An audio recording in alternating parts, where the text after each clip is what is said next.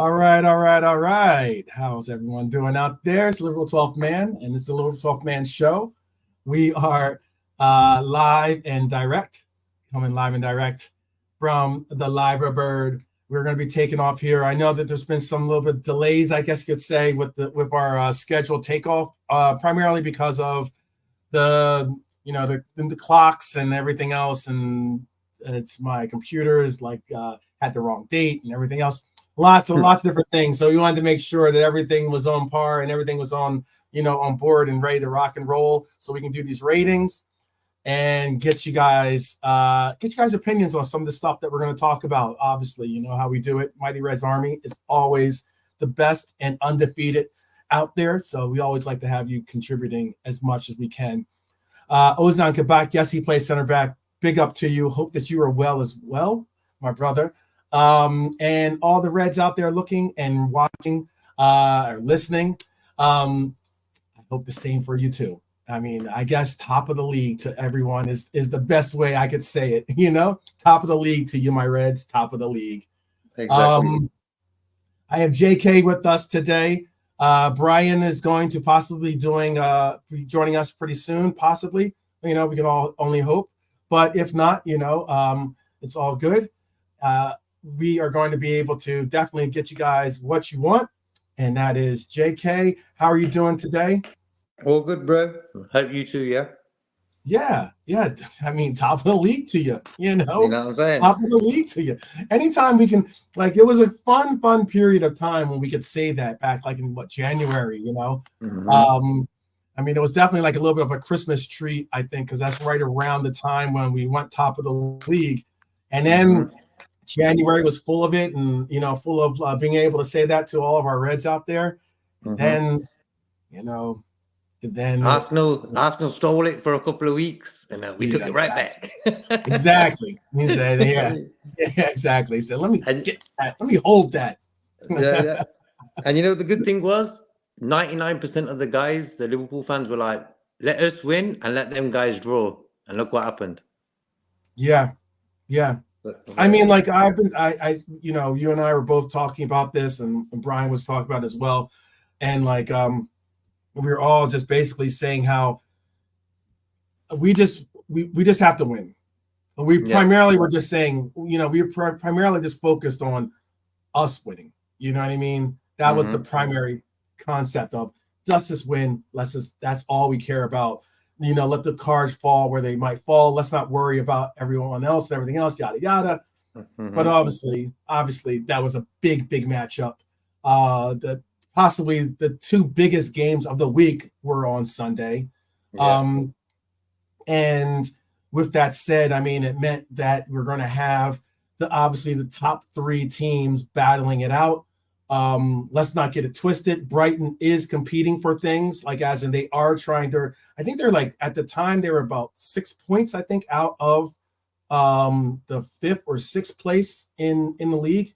I think they're still solid. I think solidly in 9th place, I want to say, but they're fighting. They want to get back to Europe. They've gotten knocked out of out of Europe right now. So they want to compete in those stages. They obviously want to fight back for that. So, and there's all the murmurs and rumors about De Zerbi possibly being a candidate for this next coaching gig. And we all know how players and even now managers are going to take the options of or the opportunity of the audition, against us, especially at Anfield. So, which is a theater in itself. But we handled ourselves, man. Didn't look good from the very beginning. What were you thinking when you saw that goal go in? I think because what we were on about the second half, the second half is a special time for us guys. And I think I wasn't too worried, bro. I thought, you know what? We'll come back. Okay. But that's the way simple. Welbeck That's scored, simple. yeah. But the way Welbeck scored, you got to be impressed by the guy. The guy's been playing football for 30 years. I know. I'm like, this guy don't stop, man. That is certainly true. It feels like it's been 30 years. I mean, where would you even I mean, he's played with a bunch of teams. Not a bunch of teams, but he's played with a couple of big name teams too. Whether it's the Red Devils or whether it's with the Gooners. I think that who do you connect him to the most? Man United. Man United. Yeah. Okay. I think the Arsenal one didn't really work out.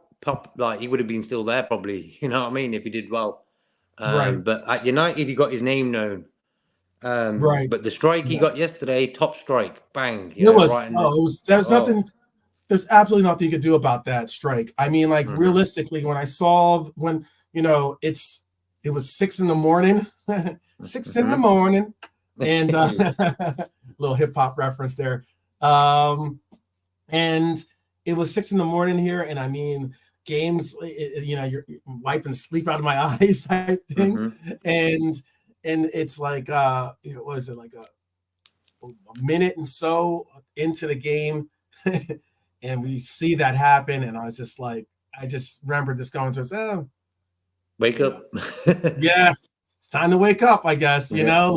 Yeah, exactly. So I was like, it's time to wake up, I guess, because I just didn't think of it as that big of. What's scary about it is, I don't know about you, but it just wasn't that big of a deal that they scored on. I mean, like, am I that conditioned now to like almost accept those kinds of goals happening to the point where I'm just like, it's like, it's like water on the duck's back. It's like, whatever. It just like washes right off. Is that how it is for you? Is that how it's for the chat? Is the chat pretty much in that same mindset where we just, we kind of see these goals happen and we're kind of just like, oh, whatever, Yeah, I think being overconfident sometimes is not a good thing going into games. But for some reason this season, we're the comeback kings. We've got the most points from losing positions. I think it's 24 now, I think. So it's sort of our speciality, It just shows you the fighting spirit within the team. We don't want to lose, and it comes from Klopp, Yeah. Definitely comes from. It's one of the things that I definitely will miss immensely. Is just that, just as you said, I mean, like the confidence that you have, or just belief or the spirit of confidence that you have, knowing that you can go, as long as you're somewhat in it, even if you're getting beat badly going into that second half, that like possibly there's that, whatever it is, but if it's like, the Klopp concoction of a cocktail or something like that, I don't know what it is, but whatever he's serving, or saying in that locker room ends up being something of a motivator to get these guys on the right page, and they are able to make those right adjustments and calculations for that second half, where they just bring out some brilliance, or they bring out hope. It's just kind of weird. It's a weird thing. It's a weird thing, but it's a good thing. I think Klopp sort of works out the opposition in the first half, runs in at half time. He always runs in. When it's half time, the guy's like gone. He just runs. But I think he must be getting his hands warmed up to slap everyone when he comes in. Like as they walk through, he's just like hiding behind the corner, and he's just like just smacking people behind the head. Like, wake up. Yeah. That's what it is. But it just shows. I like that in Klopp. Even though he's leaving, he hasn't sort of what's that word? He hasn't sulked or had a bad energy about him. I seen him yesterday with Sean Cox, the guy who got hurt in Italy, and the way he was with him and his family and stuff. Just like Klopp, proper genuine guy.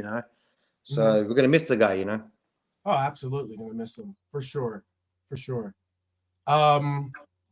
So there was some fun stuff that obviously that went into this game, in that I believe there were some crazy stats. I think that some of these stats were something on the lines of like it's the most shots by a player in since 2016, I want to say. Zlatan was the player. I know that for a fact. I believe it was 2016 is the last time he had 12 shots.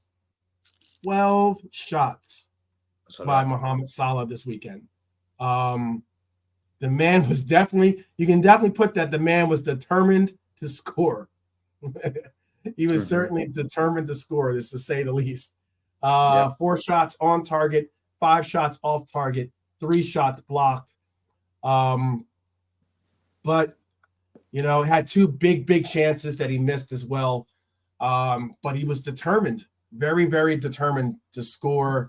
And it was something that made me say, okay, like I'd be open to admit that when I was watching, we didn't do a watch along, but you know how I do. Like I always try to support my fellow content creators out there, especially the red content creators out there.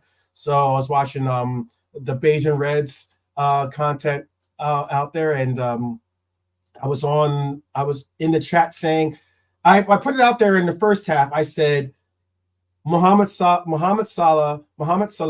goal loading, as in the number of attempts that he was putting out there, the opportunities that he was getting. I was like, he is going to get a goal, whether it's like a deflected goal, whether it's like an incredible wonder goal, whether it was like whether it's a tap in, whatever it was going to be. My bets were he was getting a goal, period. Because it just seemed like every chance he got, he was not looking to pass. He was just looking at scoring. There was one opportunity, for instance, where like he was in on net. He ended up missing the shot, but he ended up but it was, you could see Darwin go, like Darwin goes like, hey, I'm working here. Hey, like, hey. Like, hey, I could use that, and it was something where Salah, I just knew he was going to score. But at the second half, I put it in the chat.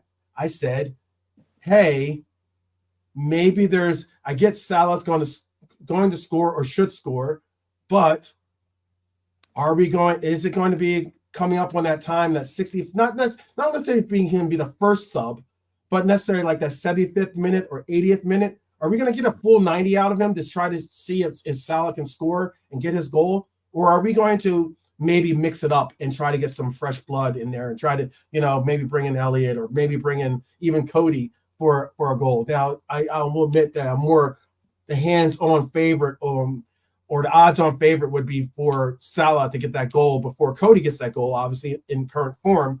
But I was saying that out loud, and then like as soon as I put that out there, I think Mohamed Salah saw my post, or and he was just like, okay, hold my beer, or not even hold my beer, excuse me, because he doesn't drink alcohol. Yeah. He just said hold my drink, hold my water, hold my espresso, and then he ended up putting it in the back of the net. There is someone. Go ahead, say what you gotta say. I was going to say, like, Salah is the guy who won't play well, but he'll get you something. And that is the greatness of him over the years, He won't have great games, but still he'll make something to do with the result at the end of the day. He will do something towards that. And that's why, for me, he had to stay on yesterday. The guy was hungry. You could tell he's missed playing Premier League football in England, and you could just see from the start, every time he had a chance, he was going for goal. And I think, I don't mean it in a sort of bad way. I think maybe when Salah don't play, Darwin's more involved in the game because he's probably thinking, okay, I'm the focal point here. I think Salah, when he's playing, he's the focal point, even though he plays on the right. Easily. Yep, easily. So easily. I wish that Darwin has the same sort of like Darwin yesterday was sort of in the background. He's also coming back from injury as well, so we've got to understand that both him and Salah both coming back from injuries, not going to be 100%. But I just realised that yesterday's game, Darwin needs to get more involved, maybe work closer to Salah and stuff, but do what he normally does when Salah isn't there. What's funny about that too is that like, look, our front line, if you were to add up all the touches of of Lucho and Darwin together, it would be, I believe it's about 80 touches. I want to say Darwin Núñez got 28, and yes, and Diaz got 52. Okay, so that's 80 touches between them. Salah got 74. There you go. There you go. People, do you hear what I just said? Salah got 74 touches. That's a lot of touches for a front lineman, you know. So it's one of those cases where I when I talk about Lucho or when I talk about Darwin, you know, like it's one thing if these players are getting the same volume of opportunities and chances. It's just interesting to me sometimes because you'll have cases and situations where people are so critical of the opportunities and the chances that these players get, but yet when it comes to some other players, it's, you know, it's no limits, you know, no limits to like the amount of like leeway that some of these players are given. And most notably why I said that statistic, 74 touches. That's incredible. The Irishman has joined us, people. The Irishman has joined us. Brian, how are you doing today? Hey man, I'm all right. I looked at your thing earlier on and it was scheduled for tomorrow. Yes, I know. I saw that too. Yeah. My computer was set to, I had to manually set it because of the daylight savings time thing, because it had set my clock forward, and then when I set it, it made the PM into an AM. It was just a hot mess. So April Fools playing fools with us all. Yeah, my computer was playing April Fools on me, basically, you know. So it had it set for tomorrow, and then it had the time wrong, and then it was a hot mess. And that's why, like, normally, you know, we're supposed to take off at 7 o'clock UK time, and it's like, you know, it's going on 9 o'clock now. It is 9 o'clock, I think, in UK right now. So it is what it is. It is what it is. It's just a late night fly over this, basically. Big up to Philip, and thank you, Brian, for joining us. I'm hoping that you're well. Hope you're cool, bro. Yeah, not too bad now. Untangle this. Yeah, what were you talking about? So we were just basically we were just highlighting the fact of like because Mohamed Salah set a record with his shots, actually, with his 12 shots. And that record had been there. He tied it, actually, but I believe that record had been there since, I think, 2016. If I'm wrong, please do correct me in the chat. You know, but I think it was 2016. But I do know that it was Zlatan was actually the record holder before that with the number of shots in a Premier League game, at least. And it's one of those things that we were just comparing the amount of focus that our offense goes through when Mohamed Salah is on the pitch. I mean, we were just commenting on how he had 74 touches, and if you added up the touches of Núñez and of Diaz, they got 80. So they basically were, you know, they only had 6 more touches than Salah combined, which is kind of interesting. Núñez had 28, and Diaz had 52. And that's even a high number for him, because normally Diaz doesn't even get 52 touches. He's usually sometimes in the 30s, or if not in the 40s. But it's just interesting. But I also wanted to bring up this. This is something that I definitely wanted to bring up, because during the summertime, we were fortunate to have a player that had a release clause on his contract. And I know that some people were calling, like, you know, they were calling us the release clause FC or something, or some stupid statements like that. You know, don't give these sporting directors any credit, because all they did was, you know, activate the release clause. They didn't really do anything. I'm like, I don't know about that. Anyway, this individual, Liverpool had just signed this individual on £35 million. They triggered the release clause and have signed, you know, brought him in for his medical, and they've been signed.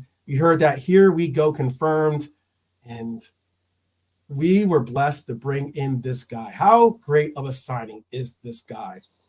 How great of a signing is this guy?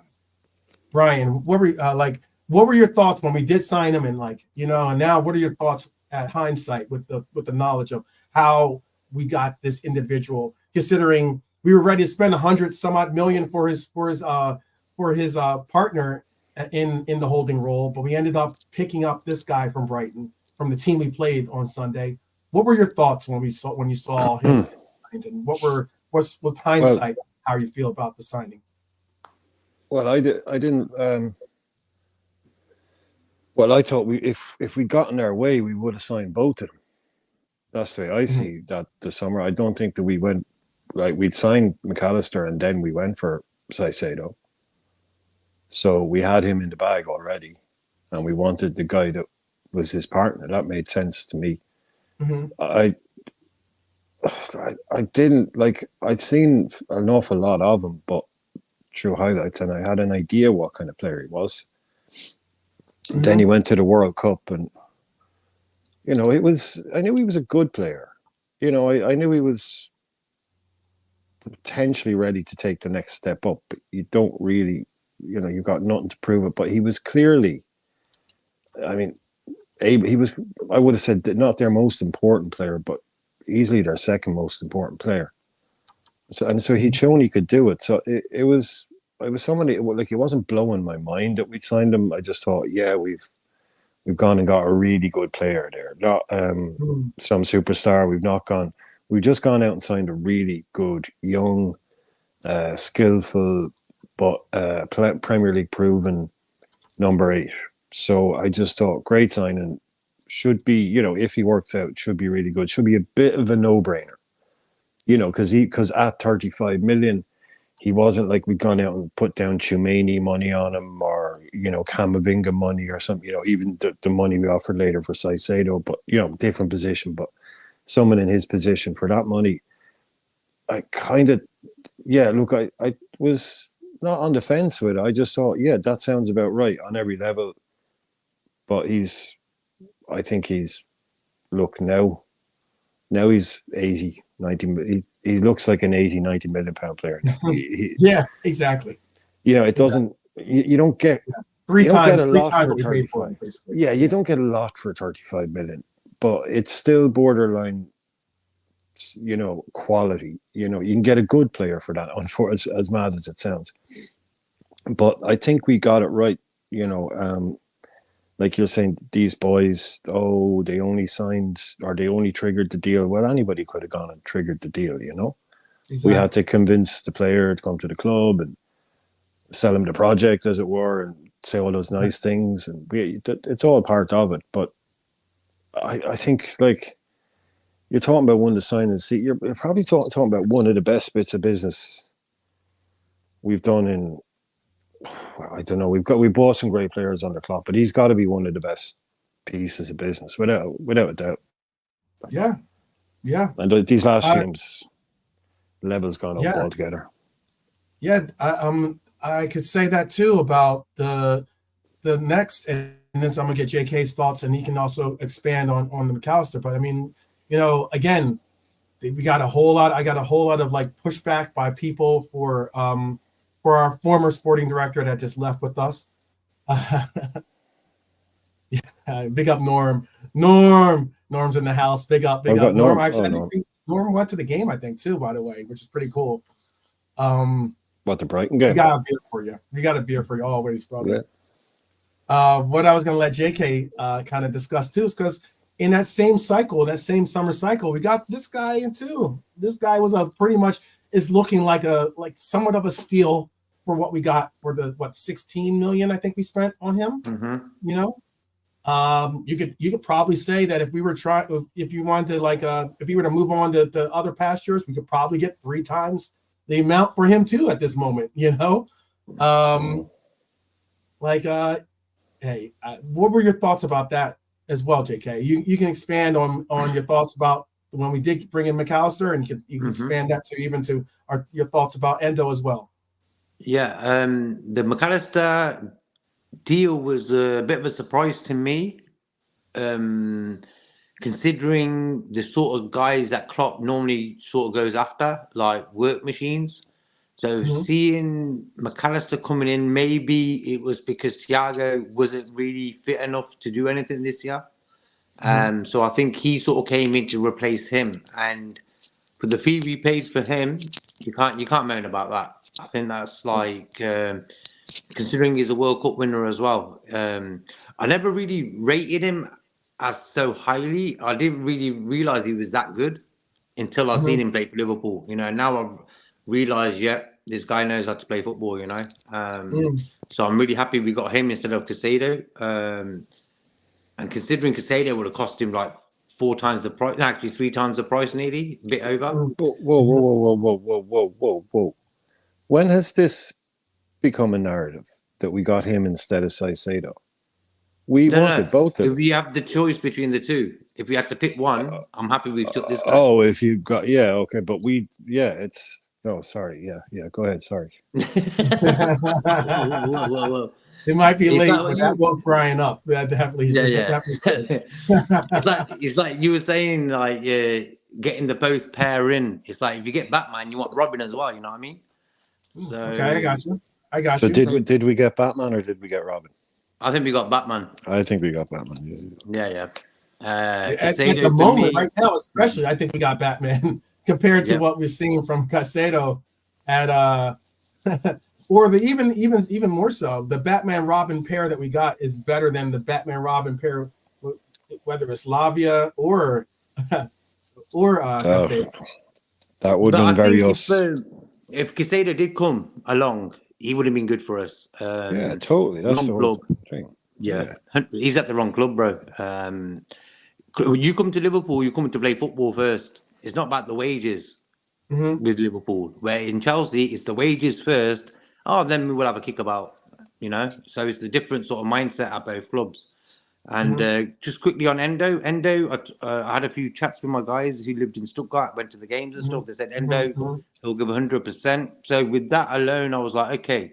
And, you know, in football, I never sort of over hype a player or overthink, he's going to be great in this, that, and the other until he plays the game.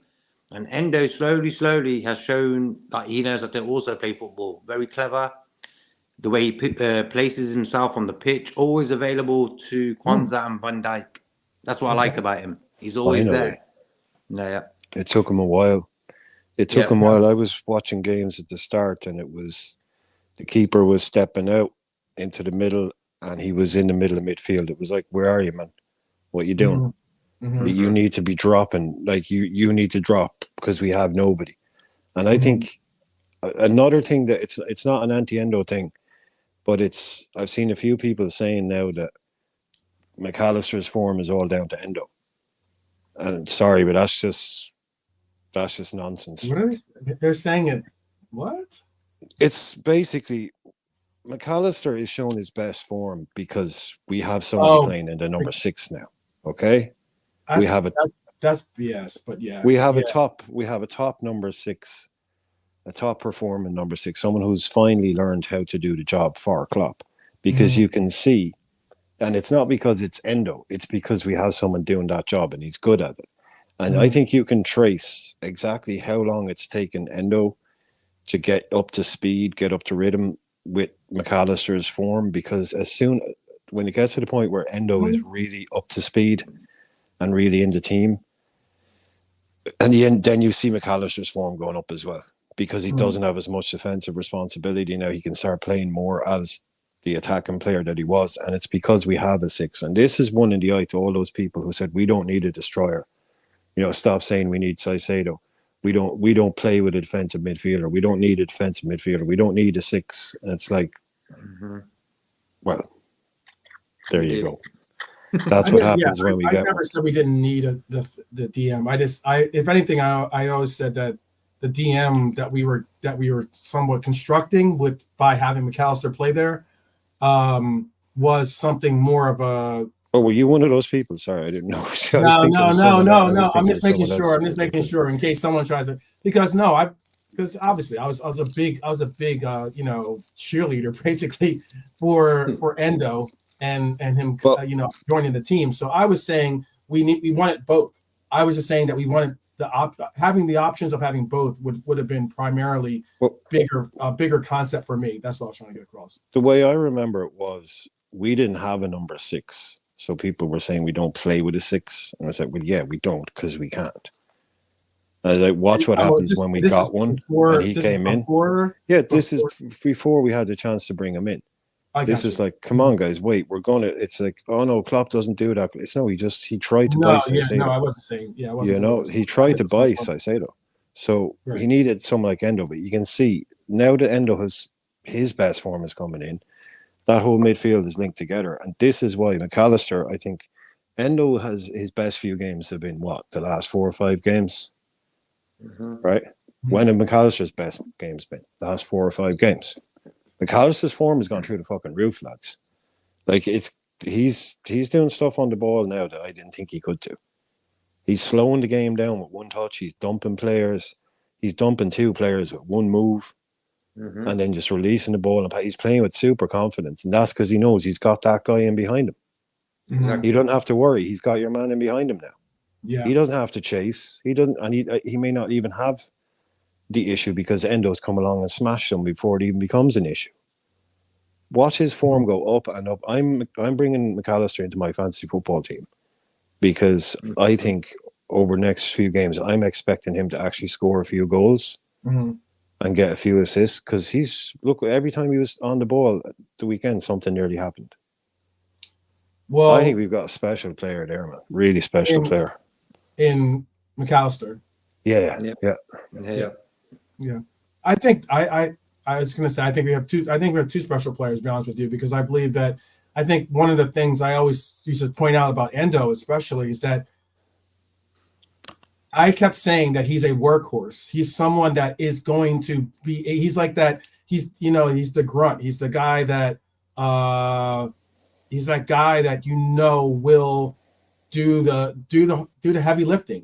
He's gonna, while others are out there, he's like he would be like Tito from the Jackson 5. You know what I mean? You gotta love Tito. You gotta love Tito. Tito's important. Tito's a superstar and that he's part of the J5. But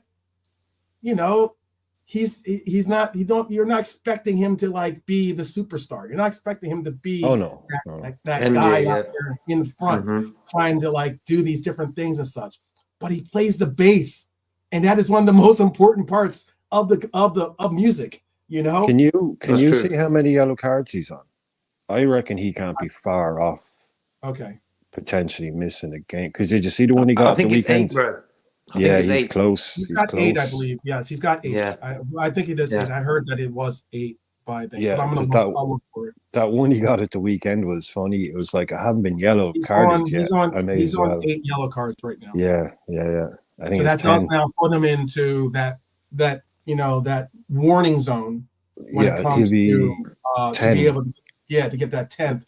It is 10, okay, it's 10, But fortunately, let's just hope that he can navigate this next matchup. Obviously, I mean, we are facing United, so so that is going to be what it is. But fortunately, we've Sheffield United first. Or Sheffield United, excuse me. That's right. Yeah, so he can get a yellow against them. He'd still be okay if he did not again because he'd only be on 9 then. Right. So so as long as he doesn't get sent off against. Right. That's what I was going to get to. It's 32. It's up to that 10 game. That 10 yellow card goes up to week 32, which is the United game. Yeah. Exactly. And then after that, it gets wiped off. As in that's cool then. Yeah. Yeah, they always have an amnesty after a certain amount of time. Otherwise, you'd be choking them up over the length of the season. Yeah. So you'd eventually always get suspended. So it always stops after a certain amount of time. So everyone goes back to square one then. Yeah, exactly. So if he gets a yellow against Sheffield United and Man United, then he's suspended. He'll get suspended. Okay. Yeah. Okay. For the following game. Yeah. So that's why I'm saying Sheffield United's got to be a good boy, basically. Yeah. And then going into United, then he'll have that definitely leeway. getting carded. Get a- Yeah, he's I'm getting pretty yellow sure he'll against probably United. get a yellow card. Yeah, Yeah. he's definitely getting a yellow Yeah. against United. Probably in the first 4 minutes as well. So. Yeah. Whether it's a Milner style yellow card or not, that's to be determined. But I mean, like, yeah, he's definitely getting. I'm pretty sure it's a safe bet. He'll get a yellow card. I just thought it was really funny at the weekend, the one where he did get yellow. It was like, oh, hang on, there's only like 2 minutes left and I haven't done my tactical foul yet. Yeah. So as soon as he did Yeah, it, have I got my yellow now? Cool, thank you. It was a necessary one too, though. It was necessary. It was a tactical one, but it he didn't necessary. even try, and he just walked over, fouled him, and just said, "Yeah, I know." Yeah, exactly. Just like take it.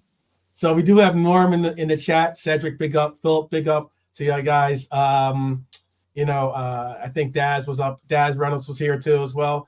Big up to you as always. Yeah, I brought up Norm because Norm got to actually go to the game, so he was a part of this number, which is pretty impressive.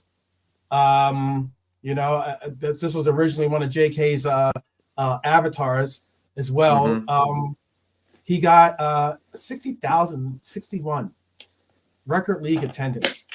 That's pretty. It just pretty looks cool. better with 60. It just looks better than 59,784. It just 60 just looks big. So what can we do? Like, what are we? 62,000 or what's our max? Like, what do you max out? Is the max? I think it is the max. But we will hit another. Record. I'm sure. Of attendance. Sure. Yeah, because on the right-hand side where the away fans are, there's a section there that haven't completed. And so there's a big section. I wouldn't say massive, but there's quite a section there where you can get a couple of hundred more fans in there easy. Yeah. But I'm not sure why they didn't do it now. I think they've just sort of finishing the stand now because you had part of the roof with pieces missing in the roof, and they've sort of finished that off as well. It's always safety. Norm the only reason they're not open is safety. It's in the corner. Yeah. There's something. And big up, by the way, to Philip. He says, to be honest, he thought the Endo signing was foolish, but he's so glad he was wrong, and he loves it when a player proves him wrong. Yeah, man. Sometimes people don't put it out there when they do get, when they were, they make you make your statement, and then like sometimes you get things wrong, or maybe you're just wrong. I mean, I saw I was watching the two Robbies actually, and they were very critical of them of Endo. I know, so because I was very critical of their evaluation of Endo in the comments section. So yeah, even early when I was pretty much alone in those comments saying such. Dude, don't go down that road. Don't go down that road. What's that? The Lone Ranger Endo fan. There was plenty of people out there, man. There was plenty. We got to move on from this. We got to move on. You were standing up for him. Some people didn't like him, but he's changing minds. So. Oh, I get that. I get that, Brian. But I mean, realistically, I was just bringing. Well, as you said it, I know. But as you said it, you hadn't watched them on only about. I had not watched them. I had not watched them. And I hadn't watched them, and I hadn't watched them as well. So there was a lot of people out there talking a lot of shite. So they're all eating their humble pie now, because they'll have to come out and say, 61,276. So we were nearly full then. That's pretty decent. 61,000. 276. Yeah. Quick question: which is your player that you've been wrong about? Who actually smashed it? Who's your? Who was it, bro? What did he say? Nobody. Oh, nobody.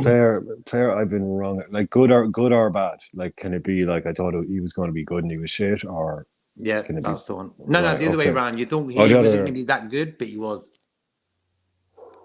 Probably Andy Robertson. Probably didn't think he was. I mean, guy from Hull probably didn't think he was going to be great. I'd say I was fairly underwhelmed at that one. And you 12? I know. I'm trying to think of someone. I'm trying to stick in Klopp. Just Klopp too. I was going to say. I I didn't want to go away. Emery Khan, but I mean that's not a Klopp signature, I don't think. But Emery Khan, right? Chan. I didn't think he was going to be that good, but he ended up really like blossoming into a serviceable player. Definitely more so with Dortmund, but I mean but still. Oh well, with Dortmund, yeah. I never liked Chan. I thought he was too slow. Didn't look like a footballer to me. He just looked too big to be mobile And enough, a bit agile bulky, enough. Way too big up top, isn't he? He was like like the top of his body was huge. I didn't think he was like he goes and scores that goal. Then red kick.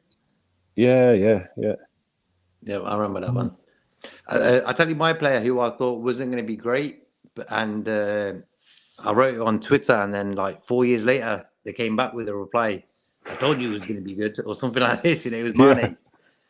I was like, Mane looks like a Man United player. I just said something like this or something. I wasn't. Was it because he was getting looks from United? Is that why? He was possibly. He was possibly going to go to United at one point. He was about to sign for them. He came very, very close to signing for them. And maybe that was it. And I was wrong about that guy. He was top. Yeah. Some were wrong about this guy too. Mohamed Salah. We spoke about him earlier as well. And then this happened. No. Yesterday he ended up taking, as I said earlier, 12 shots. Ended up a long road to getting that goal, but he ended up getting that goal. He ended up still being very creative as well, creating some opportunities for other players as well.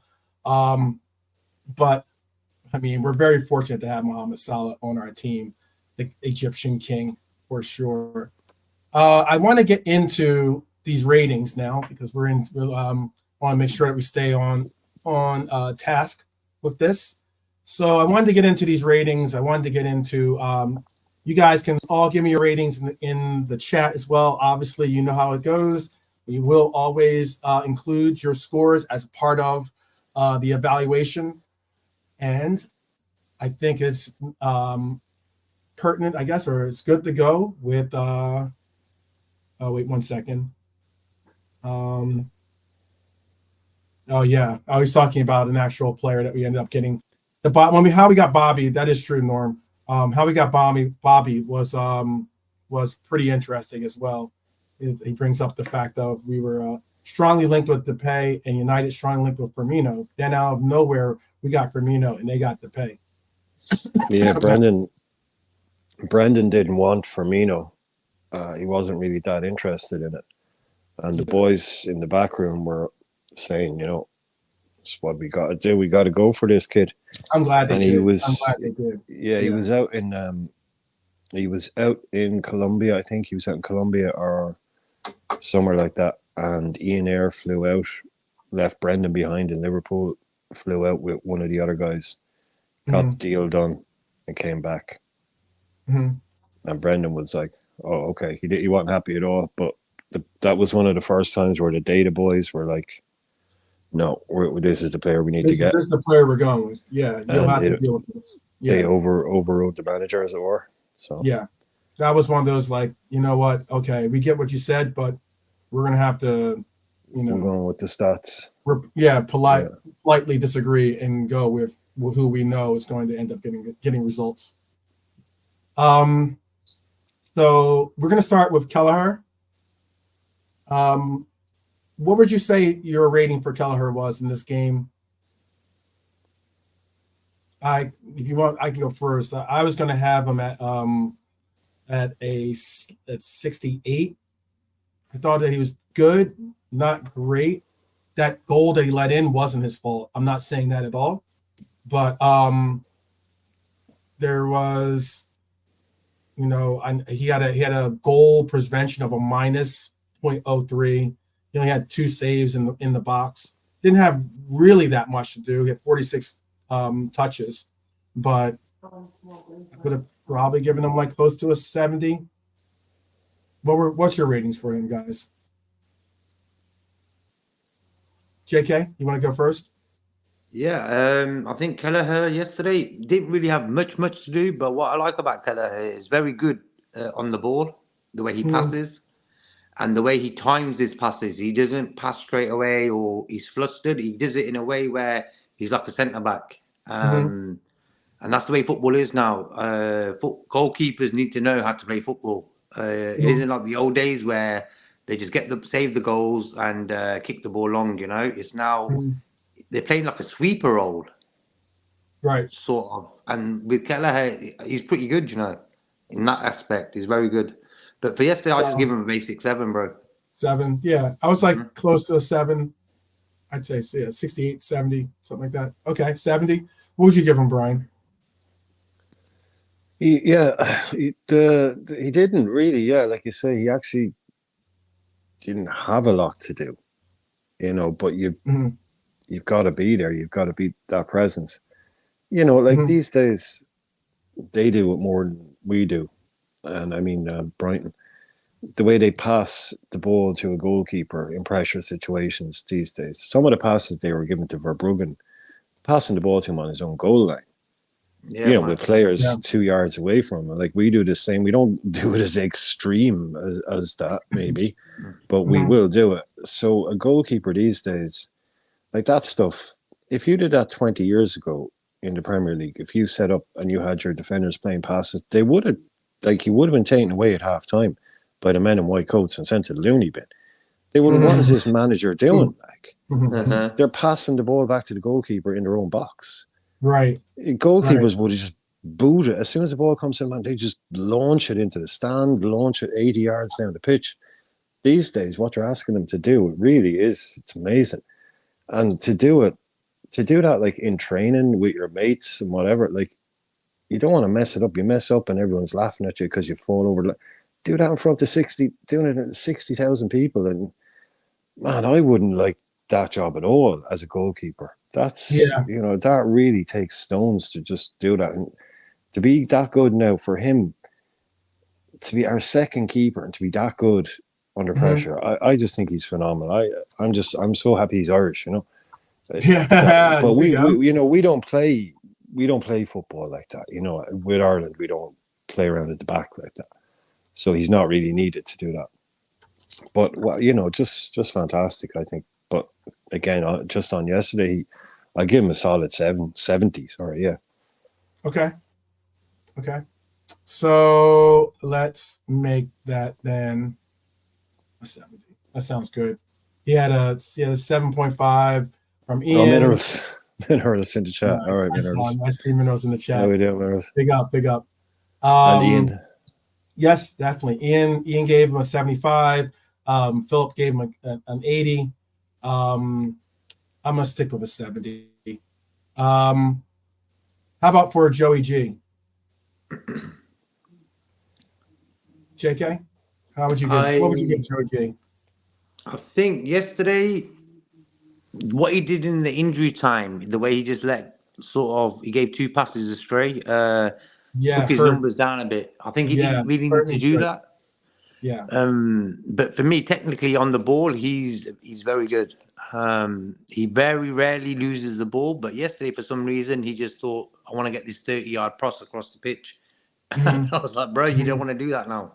Just keep hold of the ball. But for yesterday, I'll probably give him a 70 as well, bro. Okay. How about for you, Bri? Didn't really stand out to me much at all, but we kept like it. It was one of those games where if you watch it back, we were probably under a little bit less pressure than we felt like at the time, and I liked it. I liked the lineup. I was starting to think that might be our first choice when Trent is back. Would be Gomez left and Trent on the right. I don't know, but he wasn't. Yeah, I've seen a few people saying that again, that they weren't overly impressed with him yesterday. Again, when I'm watching the game live, I focus a little bit more on the other bits, and he didn't seem to do anything overly catastrophic to me, so I'd be happy with a 70. But I did see a few people with more of an eye on the defensive shape and these kind of things that weren't very happy with him. Mm-hmm. you know, and a couple of commentators kind of saying he didn't have a great game, but Yeah. Yeah. what were his stats? Was he good or You wanna bad? I can give you his stats. In the back line, he got the lowest ratings out of all the four, but or it was tied actually because Verge has some bad ratings too. But he only had one clearance, he had one interception, 3 tackles, he had a yellow card, obviously. 64 touches, was 91% with his passing though. Did have one key pass, and that was a really, really good pass. I'm trying to think of who he passed it to. I think it was Macca that he passed it to, and it was the header that went wide for Macca. He had one cross, 2 for 3 for long balls, 4 out of 10 for ground duels. Lost the ball 8 times, had committed 3 fouls, was fouled once, and was 0 for 1 for dribble attempts. That's all the stats I have. Yeah, kind of average enough. Yeah, I'd be happy with the 7. So. Okay. But I've seen him getting some 5s, you know. I thought he was going to get kicking in the chat there. I've seen him getting some 5s. Yeah. Gomez got a 7 from Philip. Ian says he'd say 7 would be a fair shout for him. I'm going to. I know the guys got him as a 7, but all love. I'm gonna still put him in that 60 range, so I'll put him in that 6.5 range. Actually, I think that the game management towards the end really disappointed me in Joey G. Like, and there was on our side, there was like they were commenting about how Virgil was like just reading him the riot act, basically, you know, in the game, because like he was just like, what the heck are you doing? You know, you're better than this, man. You're better than this. You know, one of those cases. So if you guys are going to give him a 70, I'm going to like knock him down just a couple points just for that reason alone. Let's go on to Virgil. Virgil, how do we look at Virgil's performance yesterday, the captain of our club? Again, I said how he had also a low rating in the back line, but he had 3 clearances, 1 block shot. Didn't have any interceptions or tackle. I think yesterday was the first time he's actually since in a long string of duels. I think that was he actually lost a duel. So he was 2 for 4 for aerial duels, 0 for 2 for his ground duels. Stats really weren't that great for him, to be honest with you, yesterday. That's pretty much it. Like he was 45 out of 51 for his passing, 57 touches. Normally he gets a lot more touches, to be honest with you, and that's about it for his stats. What would you rate him on your end for Virgil? And the chat, please do definitely throw in your Virgil comments too. What would you give for JK? Because like the number of touches were low because Kwanzaa was dealing with that. Kwanzaa was the guy who had the ball most of the time out of them two. But for Virgil yesterday, he was cool. Wait to hear Kwanzaa's stats. But go ahead. Yeah, you're right about that. I would say 65, same as Gomez. Okay. Yeah. What did you have, Matt Bryan? I'd have to say 60, just because he got caught out on the goal. I thought he got caught out on the goal. But again, it was a great strike for Danny Welbeck, you know. That's a guy who, a couple of years ago, career could have been on the wane in a big way. And now he's getting 92 minutes at Anfield. Like, that guy, 62 minutes would have been optimistic most weeks.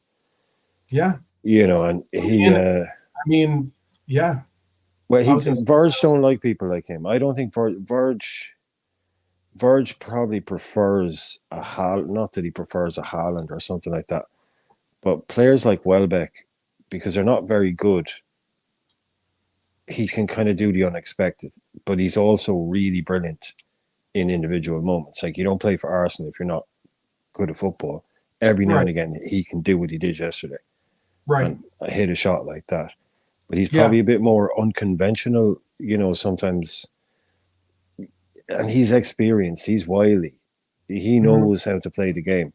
Mm-hmm. And every now and again, he can do something like that. Virgil looked absolutely disgusted with himself after that goal. Yeah, You which know, is he so should be. I mean, he should be. it was a collective. It Yeah. was it's again always as a collection of errors. But I'll But go. you know my new I'll thing now. go You know my new thing now, where I marked the captain down a little bit extra. That's my Okay, new thing. I So got you. yeah. Because So because he's captain. The whoever's at the top. Yeah, choo You choo and know, all that. you're the boss. You got to take. Yeah, you got to. It's your responsibility. Yeah. All right. So you have so 60. I got him at that 60. Yeah. Okay, so we had a Yeah, it was a 65. great goal. Yeah, Enos saying it. Ian Sometimes, said, man, we just have to stand up and go, "What a hit, son!" yeah, You know, as the great Andy Gray, well, the once great Andy Gray once said, you know, sometimes you just got to stand back and go, you know, yeah. what a strike! Like It's what we saw. Klopp's image. I don't know if you got that same feed over there in Europe, but like they had a shot of Klopp after that goal, and he just kind of made that. what can you do? What can you do? Yeah. That was a really good shot. Okay, we move on. That's what we go to watch football for. Goals going in like that. So yep. All right, guys who've been playing football for 50 years. Yeah. But also, Wow. sorry, the one thing I did want to put on with that was that that early in the game we needed to be organized. Mm-hmm. You know, and that falls on the captain's shoulder. You know, to be look, That's lads, first 5 minutes, don't do anything stupid. Mm-hmm. And, I like, yeah. I'm I'll try to think of what player. Wait, I can tell you. I think I can tell you the name of the player actually. Was it? It wasn't Dunk. It wasn't. It was. Was it this player? Let's double check. It was. And I think isn't he Dutch too? I think. Moder. You talking about Moder? Yeah, no. Jan Paul Van Heck. Jan Paul Van Heck almost got a knuckle sandwich, basically. Yeah. I don't know if you guys saw that or not, but I guess he's Belgian. No, he's Dutch. Oh, is he Dutch? Yeah, I think if he's not Dutch, he's Belgian. Because when he picked him up, I think the fact that that's what I was thinking at the time. Yeah. If you weren't Dutch, or you know, he must be. I think that's maybe what he went through in his mind. Because he cocked back like he was about to punch. Oh yeah. like oh, you should get one of those, that kind of deal. That was a funny moment. Oh man, but like Jan was having a little bit of a piss on the take there, piss on the pitch there by like pushing Virgil in the back. It's kind of like, hey man, no, Virgil pushes people in the back. Learn your role. Yeah. Virgil slaps people across the back of the head. You don't slap Virgil across. Exactly. One day I'm waiting to see that happen. You know, I think Klopp could possibly get away with it, something like that. But Klopp can. Yeah. But even then, Virgil like, yeah, okay, boss, and don't do that again. Yeah, exactly. I'll make the correction. I had him at 64, but I'll make it down. I'll bump it down maybe a little bit, a couple more points. I just like the whole when I'm 64. Maybe that's the reason why I want that number. A little shout out to the Beatles. How about for Happy Kwanzaa? Because that's what he makes me. He's happy. Makes me happy that he is on our team. Makes me happy to know that our future is looking bright. He might as well be wearing shades. You know. Yep. How are you guys feeling? We never stop with the song references, by the way. Yeah. I mean, is that Henry in the chat? Is it? Big up, Henry. As Ozzy. Was that Ozzy? Is it Ozzy? Yes, Ozzy. Yeah, big up Ozzy. Big up Ozzy. Always, every day. Subscribe to his channel, man, as well. Oh, absolutely. Yeah, JK, if you could put Ozzy's channel in the chat, that'd be dope. You gonna do it? I can do it. JK doing it. Yeah. Either or. While he's doing that, then Brian, what would you have given my guy here Happy Kwanzaa? Well, you can prove JK right there and read out them stats. Okay. Yeah. That's a good point too. Yeah, because we mentioned how how Virgil only had, I think, what did we say, 57 touches? Okay, so yeah, 57 touches. Kwanzaa had 126 touches yesterday. There you go. Mm-hmm. Mm-hmm. 126 touches. The man was putting in some work, people. Yep. He had 114 passes, was 102 accurate. 102 of those 114 he was accurate on. Had 89% passing accuracy. One key pass. And that wasn't a good pass, actually. I think he set up one of Salah's possible goals. And let's see, he had 2 clearances, 4 interceptions, 2 tackles, 1 dribble pass. I already said the pass. He had his 5 of 13 for long balls, 2 out of 4 for ground duels, 2 out of 2 for aerial duels. Lost ball 13 times, but and he attempted 13 long balls. He attempted on, yes, he had 13 long ball passes. Yep. Ambitious. Yeah, but it's good. I like that.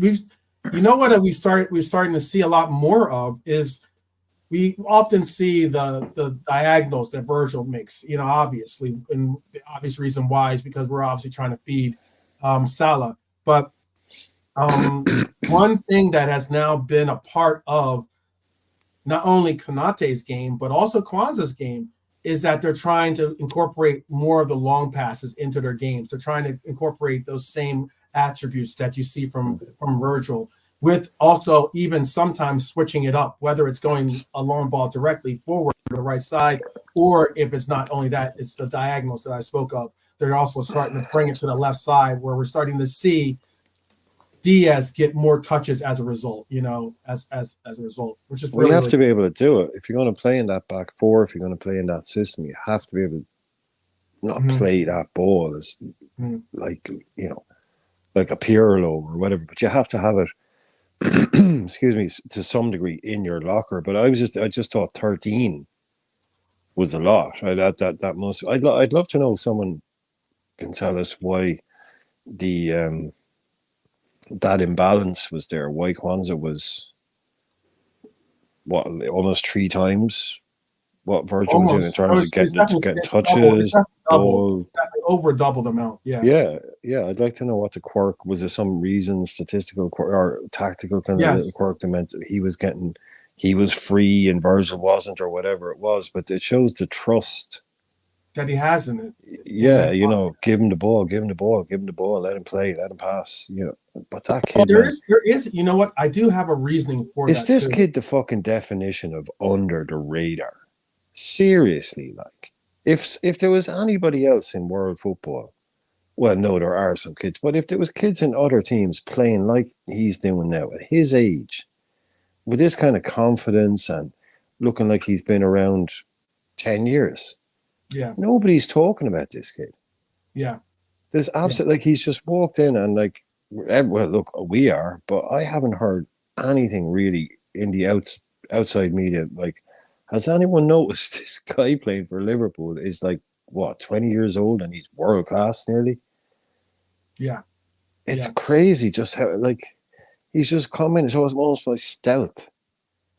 You know, maybe it's because, you know, we've had we were saying this before, we've had Bradley come in. We've had lots of kids come in. And people have forgotten about him. But honestly, if there was any other kid doing this, if he was, you know, well, I suppose, and he's English as well. He's English, and they're not even hyping. Even the English aren't hyping him up. Homegrown.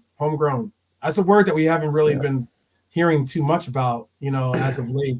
I mean, coming into the summertime, I know a lot of us were commenting about the fact that, you know, do we keep Milner, for instance, because, you know, he allows for us to get those extra roster spots by being a English player and such. Everyone goes nuts on that during the summer, and it's never an issue at the end of the day. Everyone always normally they work it out. We always get it sorted. Yeah. But I just can't believe the lack of hype around this kid. I don't want it. Don't get me wrong. In modern football, someone like this young playing for a club as big as Liverpool as a centre half. He's English. He looks like the next freaking Rio Ferdinand. You know, good on the ball. I mean, in terms of an England defender. Yeah, I get you. I know what you mean. You know, all the skill set, and they're not. Yeah. There's no hype. There's nothing. I mean, long may it last. No, I don't no, want him going up to England and just let him do his thing for us. What a gem. I'm giving him 85, by the way. For that, I'm giving him 85. Yeah. Okay. Long story short, I got you. Yeah. Or long story long. Long story long. But he's worth the praise. And I was gonna have an answer. One of the answers I have an answer, I think, possibly for what you're asking, why he's got so many touches and such.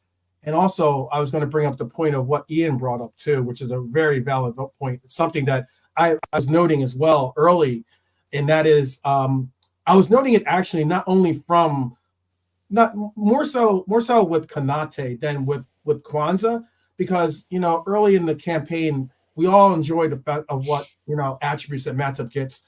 One of the things I used to always bring out or point out with Matip's game is I enjoy the fact that he's confident enough to make those runs with the ball, those progressive advancements of the ball.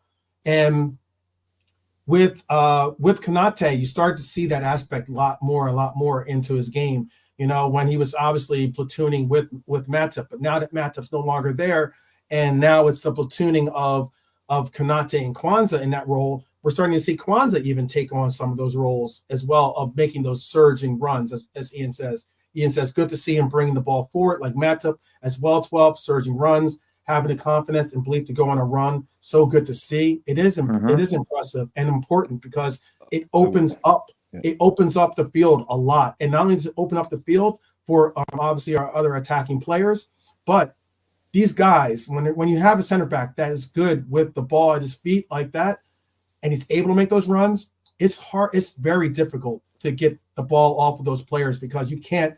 There's rarely going to be a player that's going to be physical enough to be able to body him off the ball somewhat. And those are the reasons why it's encouraging to see him making those runs.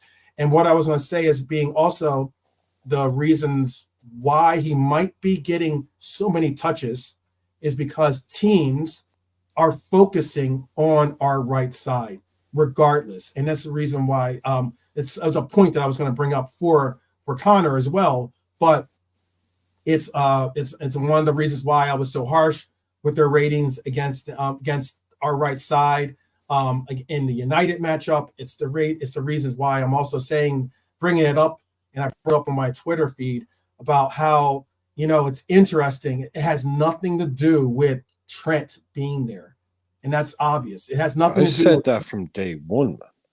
Yeah, I've said that from day one. The people are saying this is about Trent, and it's like, and let the people hear it. Let the people hear it, right? No, what do you like? What do you think would happen if we played the same thing? Like, no. What do people think? Do you think this is just because it's Trent? That's what they. This is the fucking system. That's the narrative that's always out there. Is they're targeting it because of Trent. No.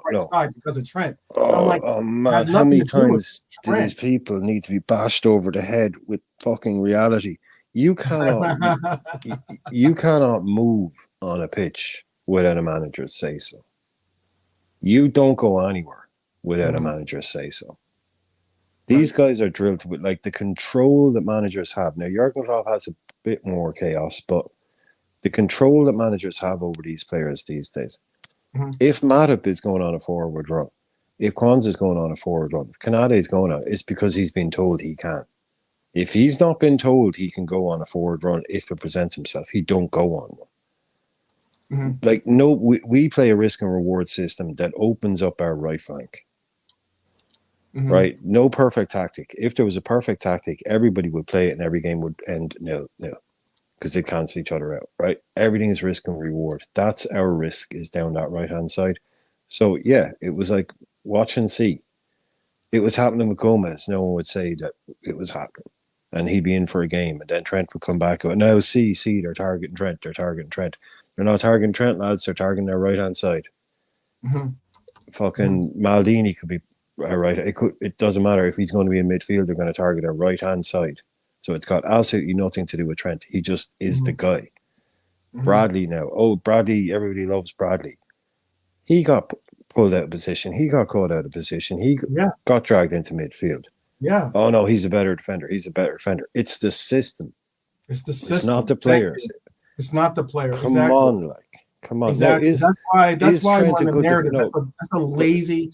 That's why I is always Trent say an it's amazing a very defender? lazy No, narrative that's put out there on Trent. Trent is not a terrible defender. no, People but he's act not as an if he's amazing defender. negative.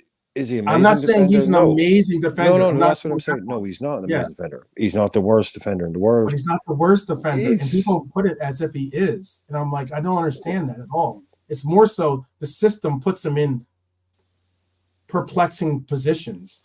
Pause, I guess you could call it that. Okay. It puts him in it puts him into like, you know, spots on the pitch that yes, it's going to be difficult for him to recover from those positions or recover to a point where or get back into a healthy role or healthy position on the pitch that you're going to be able to you know conduct yourself in that defensive right back role. It's just one of those cases for all these people, whether it's Gomez, whether it's Bradley, and whether it's Trent.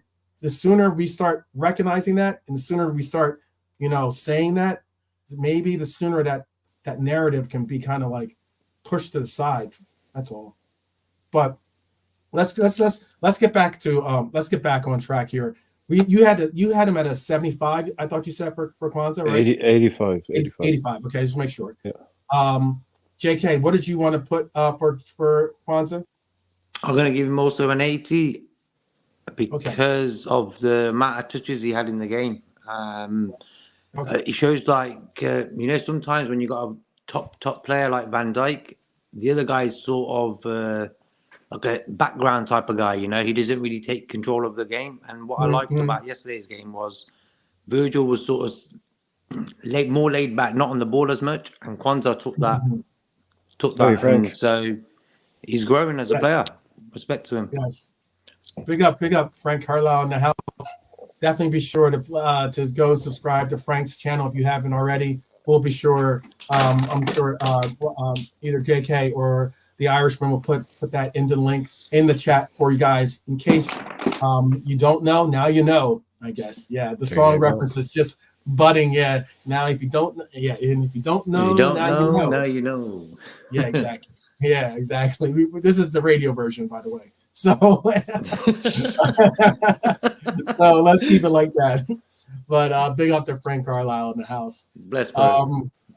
Everyone loves a radio edit. Yeah. All right. So let's stick with. I'll give him an 85 then.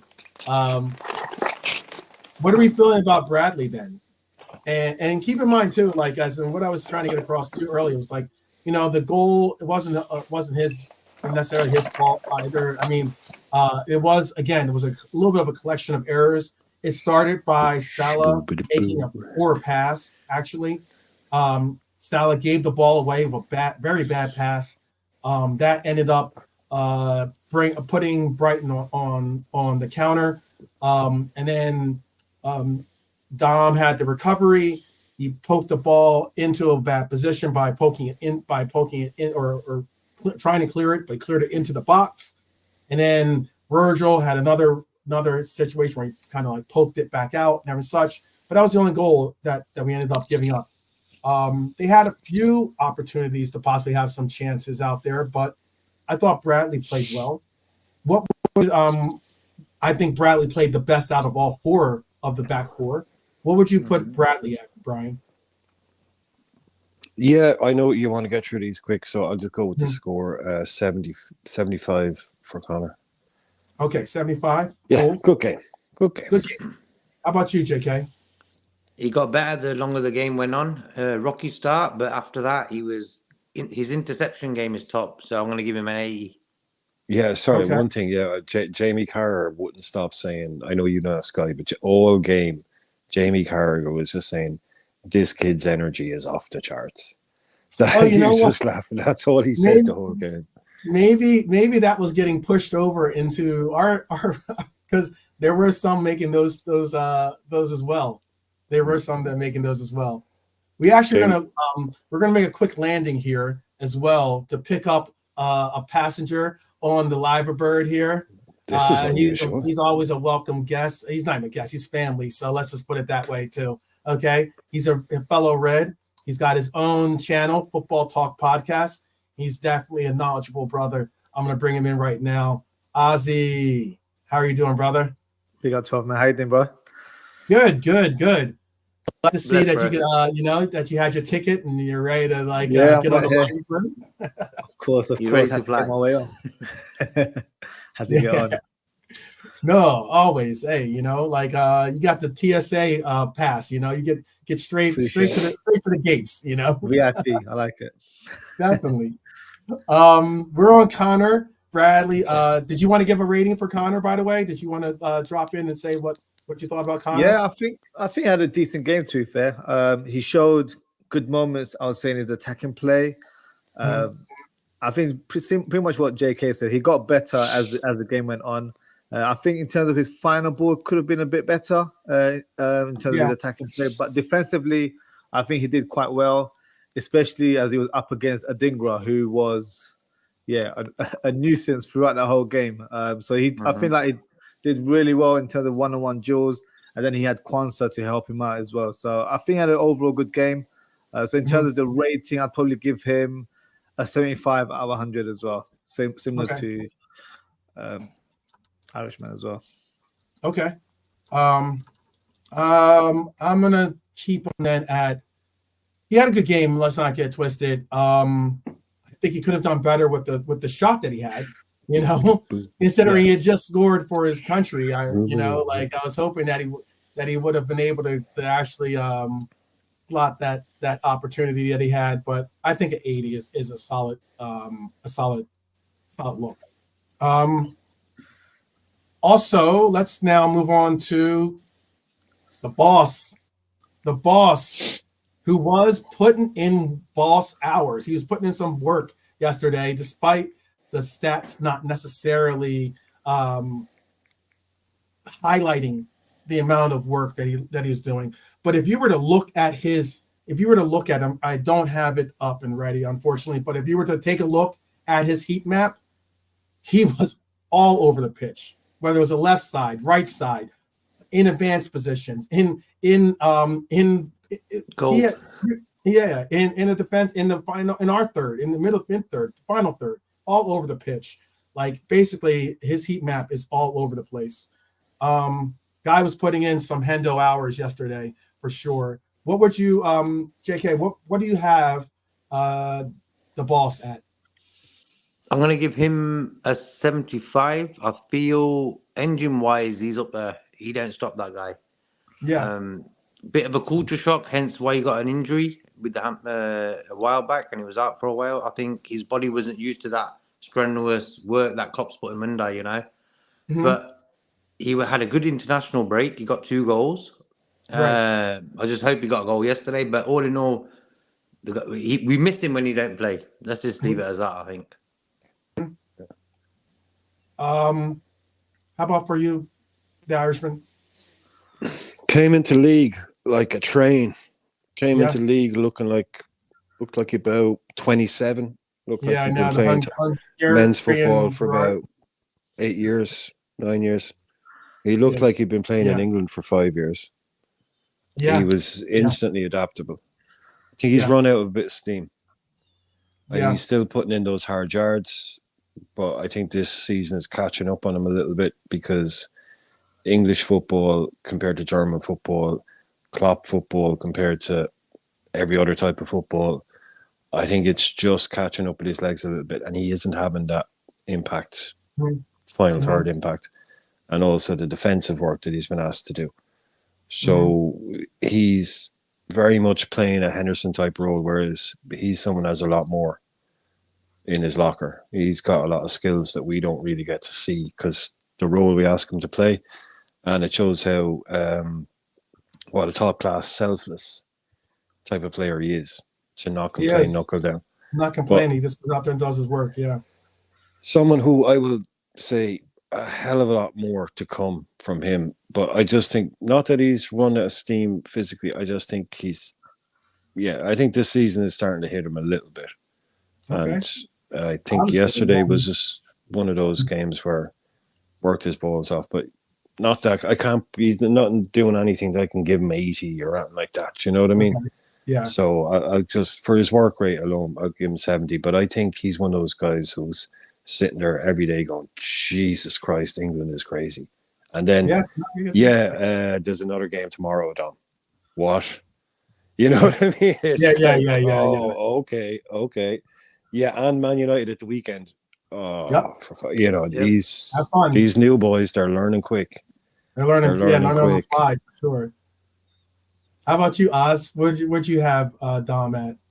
I was very impressed with him, to be fair. I think he's finally found a bit of rhythm and form. Obviously, he's had those injuries as well, so he's kind of, slowed down his progress a little bit. But I was impressed with the fact that he played as a left-sided 8 in the first half, and in the second half, he switched over to the right side.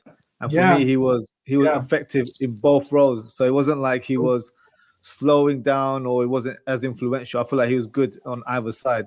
And obviously the second goal was down to his play on the right-hand side. So for me, I was very impressed with him. I think he was playing with more confidence and more freedom in this game. And his passing was an improvement from his last few games as well. He was a bit more quicker, a bit more tidy with his play, and played with a better tempo, in my opinion. So I might be a bit high with my ranking. I'm giving him an 80. I thought it was very, very good in this game. So I'll give him an 80. I wanted there. Hey, like we say, it's Shows your world. Yeah, it's your world. I'm gonna. No right or wrong in football. No right or wrong in football. Just a finish. Very true. So we had I think we had 75, 70, 80. Let's see if there's. I don't think anyone in the chat gave a announcement of what their scores wants to be. Nope. So it looks like the final. I'll give him a 75. I thought he was definitely spot on with a lot of what you just spot on with what everyone has just said. I thought that he improved. He's improved every game, as Oz has put it, as with his fitness and obviously with his form. But I definitely know that he did play a part in Salah's goal. Pressed well, was very, very energetic on the pitch.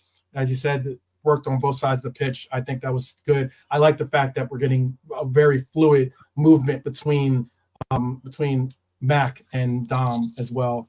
I'm not having to go with Klopp, but I really want to see what a new manager does with him.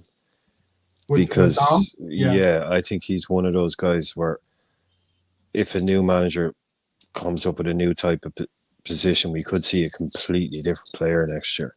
Mm-hmm. That guy you see play for Hungary, plays left wing, plays number 10. Yeah. He's doing such a different role for us. He's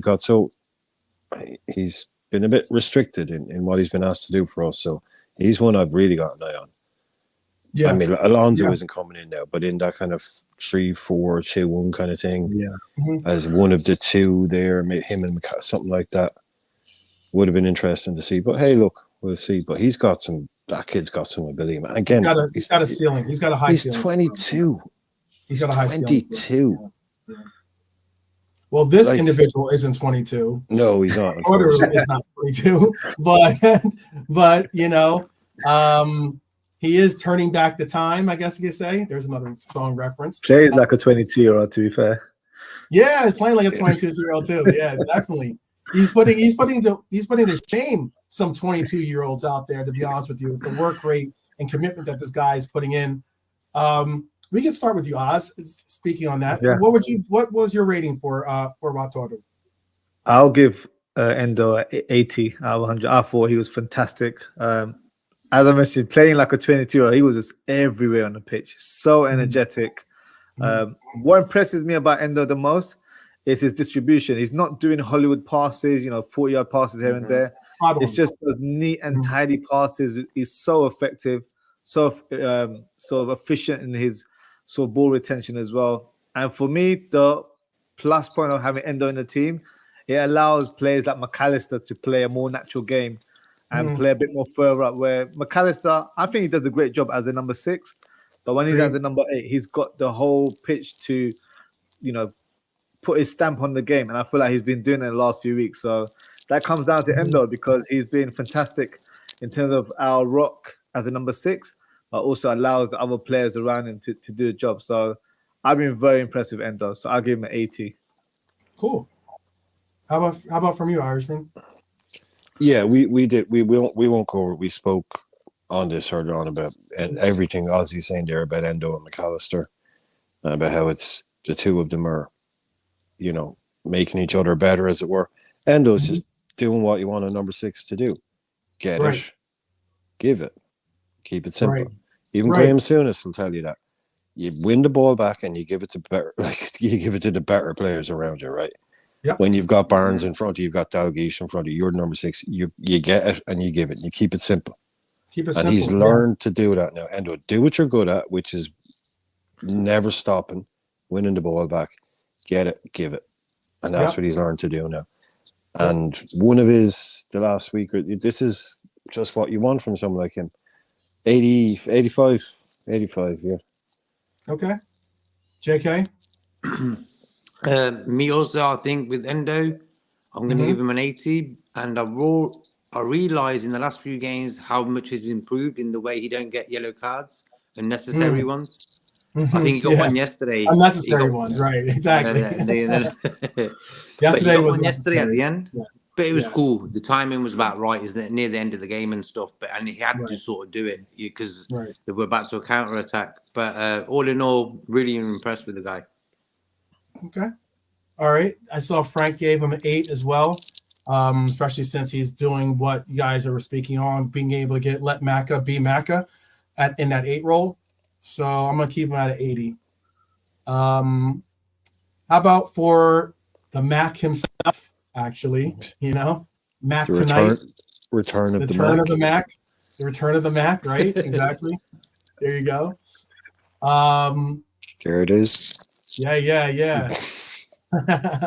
Once again. Yeah. I don't know if Dom hates it. I know that this comment's coming in, MG. I don't know. I get you could easily say he hates it, but I'm gonna get back to Mac, but I was gonna say I could get that he hates it, but I think that he knows when it's necessary, he's willing to do the role, and I think that with this system, it's so necessary for that role to be, provided by someone, that if it means, I love the fact that Dom is such a team player that he doesn't mind doing that extra run. We all know his fitness is out the world, but I mean, that's just my own opinion. Yeah. But we'll see. I think that MG has the same opinion as you, Brian, basically, in that, he's looking to see what the next manager is going to get out of Dom. But not as a criticism to club. No, not as a criticism. Not as a criticism. No, not an acceptance, an acceptance of the fact that is his role in our current system. Yeah. With this guy, Mac 10 created so many chances yesterday with all the chances. Intelligent through balls, dictated the tempo, was playing that maestro when with a lot of our attacks and the passes that he's putting forward. He got booked very early for a tackle. I don't think was a yellow card, by the way. Definitely a foul, but not a yellow card at least. That probably put a little bit of a hamper on some of the things that he would have had to take on. But again, maybe that's even an ode to Endo having to possibly step up and fill that role a little bit more than McAllister had to do. But great game from our Argentinian. What would you have given him, JK, yesterday? What was your rating for Act 10? I'm going to give the guy 90. That pass for the assist was just, for me, it was just weird, It was like that for half a second, it was just silence, and all of a sudden he pulled that pass out, and I was like, yo, this guy's good. That's the type of player I used to be. That sort of role. Little passes through brought you back. Yeah, it brought me back. He brought me back, Yeah. I was like, where's my boots? There you go. But I definitely give the guy a 90. 90, okay. Mm-hmm.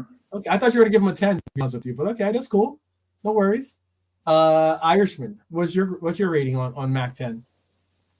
Yeah, look, everyone's going to be setting off fireworks and sending flowers and the whole lot. Everyone's giving them 10s and 5 stars, the whole lot. We spoke all evening about him.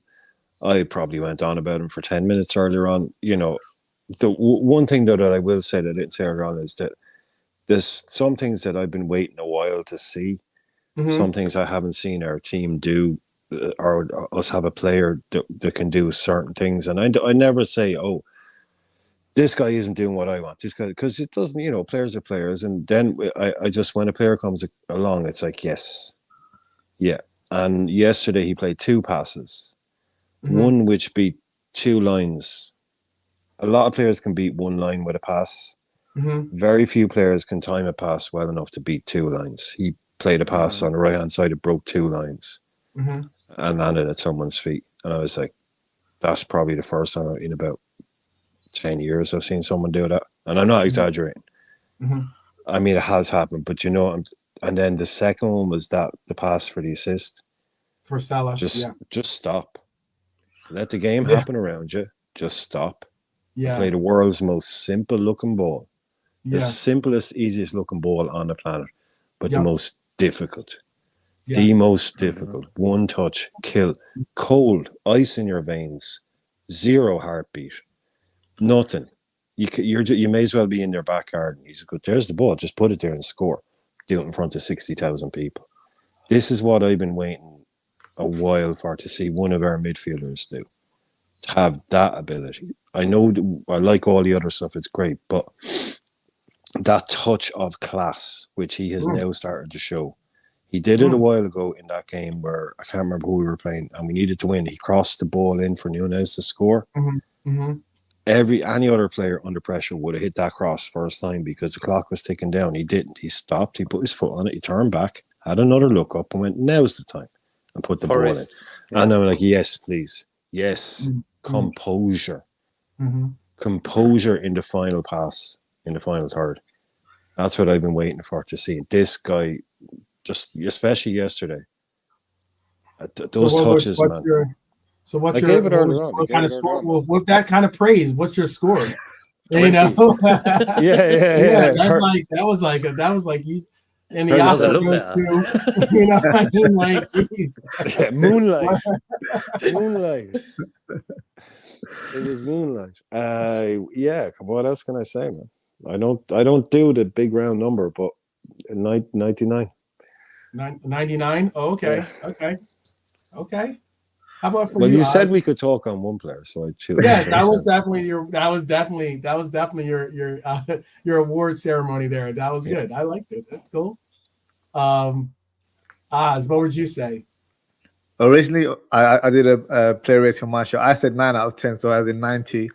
But I've been won over by the Irishman in terms of his speech right there. So I might have to bump it up a little bit. You know, I can't go against the title of the show as well. So it has to be 100 for me. Oh, wow. Okay. He was fantastic. Firstly, 35 million is daylight robbery. So that's a great thing for us because he's worth every single penny. I don't know we haven't even completed the season yet, but for me, he's just been a phenomenal signing. In terms of his ability as a player, he's very multifunctional. But when we say multifunctional football, it kind of puts a little dampener on that player. It's kind of like a jack of all trades when you call someone multifunctional. But when he plays as a number 6 or as a right-sided 8 or as a left-sided 8, he plays to a very high standard. So even as a number 6, he might not be the best, but he's very influential in how he dictates play. But as a number 8, he's so influential because he's got the whole pitch to kind of dictate play. And yesterday, he was pinging all sorts of passes. This is what impresses me about McAllister. It's his variation of passing. You know, the Irishman mentioned the through ball in the first half to Mohamed Salah where he cut through 2 lines. That's just stuff. That's not something you see any midfielder do. And he was doing that throughout the game. Long passes, short passes. For me, he was phenomenal. And I feel like he's getting better. I know we mentioned Endo as well, but I feel like with Endo in the team, it's just allowed him to play his natural game even further. So I feel like we mentioned Szoboszlai, he has a ceiling. I think McAllister hasn't touched it yet. I think he has another level to unlock in the future as well. So yeah, I'm going to give him a 10 out of 10. I was very impressed with him yesterday. Okay. 100. Yeah. All right. Though that You know definitely. what I'm gonna do, bro? I'm gonna go Yeah. with the 10 as well. I have to. Now you gotta go to 10. It was Brian's love letter, man. He just I know. I True. feel bad. I feel About bad you. trying to give him a 95. Yeah. I should go into sales or something. Yeah. 100%. You want us over? Tinder. Relax. Oh man. We'll say that we can always round up so it sticks with the thumbnail. So Yeah. we'll say 99. How about that? All right. All right. So let's go on to this Colombian brother of all of ours, the Colombian in the team, our red Luis Diaz. How would you have rated Lucho?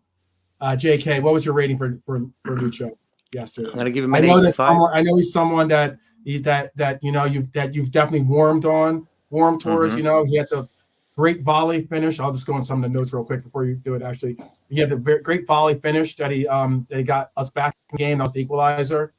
I think he put Veltman on skates at some points. Like, you know, I think Veltman's going to have some real some nightmares that he's going to wake up in a cold sweat thinking about Diaz, you know, because every time he saw him coming at him, he was just like, oh, man, where am I going to go? Where am I going to go? I think he also got very, very unlucky to have that second goal taken away from him. I thought that was tight. Oh yeah, that was a very tight marking when it comes to the lines and everything else. I mean, it was one of those things where I thought they were going to blow up the picture a little bit, you know, to make it so that I could actually see it, because I was sitting there going like, what is that? You know, I'm like trying to get the magnifying glass to see where exactly how that line is going to be off. But all the same, what was your rating for Diaz, JK? I'm gonna give him a straight up 85. Okay. You know me, I haven't been his greatest fan, but ever since I've sort of warmed up to him, he's getting better every game, you know. Yeah. Yesterday's energy, it's worth more than £25,000 a week he takes home. Yeah.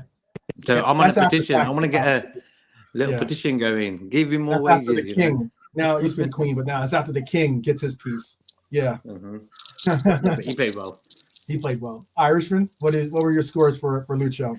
Another, I know that you're in the same boat as in you know, not necessarily your cup of tea, but you definitely know he's a good player and you appreciate him.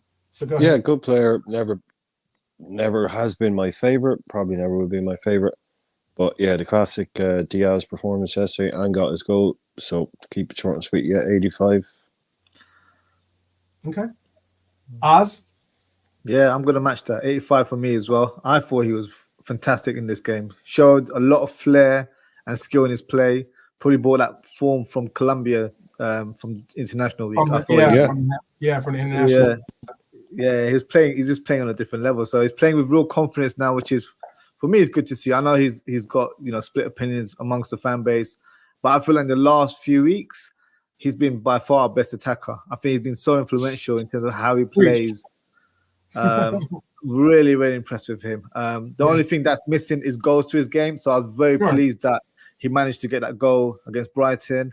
Should have got that second one. You know, the replay when they showed the lines, I feel like the line was a little bit wonky. Like a little warped, you know, like a little wavy. It didn't seem very clear cut to me. It didn't seem very HD for me. So I wasn't impressed by that. Yeah, that's a good way of putting it. It was on some like 480p settings, not on some HD, you know, like 4K settings at all. No, very blurred out. So yeah, I wasn't impressed by that. I thought that was onside, but he was unlucky not to get a brace in that game. But no, for me, fantastic performance, and hopefully he continues this form going forward, because he's going to be very pivotal in terms of how we play our upcoming games.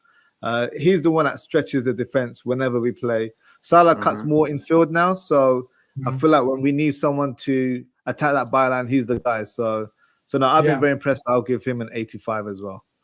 You know what, too? I think that this is me thinking outside the box a little bit, but you know, we might see Lucho maybe in the future, like We saw Salah get moved to when we had the sub. We saw Salah get moved into that striker position when Darwin had a seat.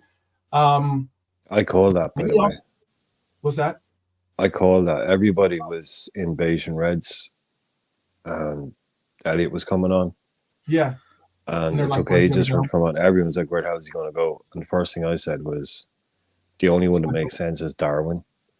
Because he's not taking off Diaz, he's not taking off Salah, and he's not taking off any of that midfield three, because the game was still in the balance. Right. And it was I'm with you. That was interesting just to see the way, because a few people said, well, Salah won't go central. But I mean, he's taking all the shots, so might as well put him in the striker position. You know, like, hey, you're gonna take all the shots. Hey, might as well make you the 9 for right now, I guess, huh? You know, I wouldn't be what you want. If you're like, I think you're saying Diaz central in the future. It's not something I'd be. Or not central midfield. No, I didn't say central midfield. No, mid, like up front, like playing in the middle. Oh yeah, central. Yeah. Yeah. No, I'd prefer. He does do that for his national team every once in a while. Yeah. So I'm like, not mad about it. Yeah. I get it. I know he's not your cup of tea. I get it. No, I'm just not mad about it. That's just me thinking. That's just me thinking outside the box. You know. Yeah. You know? No, I'm not mad about it. I don't know what other people think, but think of him as central. Yeah. But I mean, like, yeah. You never. No, I'm asking the guys. It'd be interesting. I mean, maybe like, you know, have like this is a front three that nobody wants to see, I'm sure. But I mean, like, if you were to have like Cody on the left, you know, and it pushes, and you have maybe like a Elliot on the right, you know, or something like that, or maybe you have Dom on the right or something like that. But then you put Diaz as that, you know, that creative entity in the middle. It could possibly put those central, because those center backs are going to have are not going to want to see, you know, Diaz and his like, you know, his salsa moves, you know what I mean, on the pitch. It could be kind of ugly, but all the same, you never know. You never know. All right, so let's just put it. Did you give your rating for Diaz, Oz? Yeah, 85.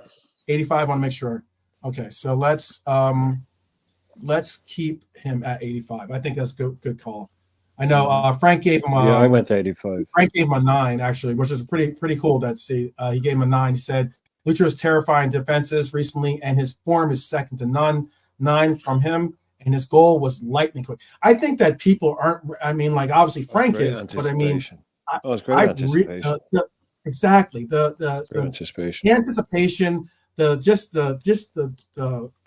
you know, the instinct, yes, the quickness, the instinct to just say, you know what, like I have a feeling this is about to happen. You know, he had like that future presence enough to know that he's going to go forward and get into that perfect positioning. And then he had to readjust too, by the way.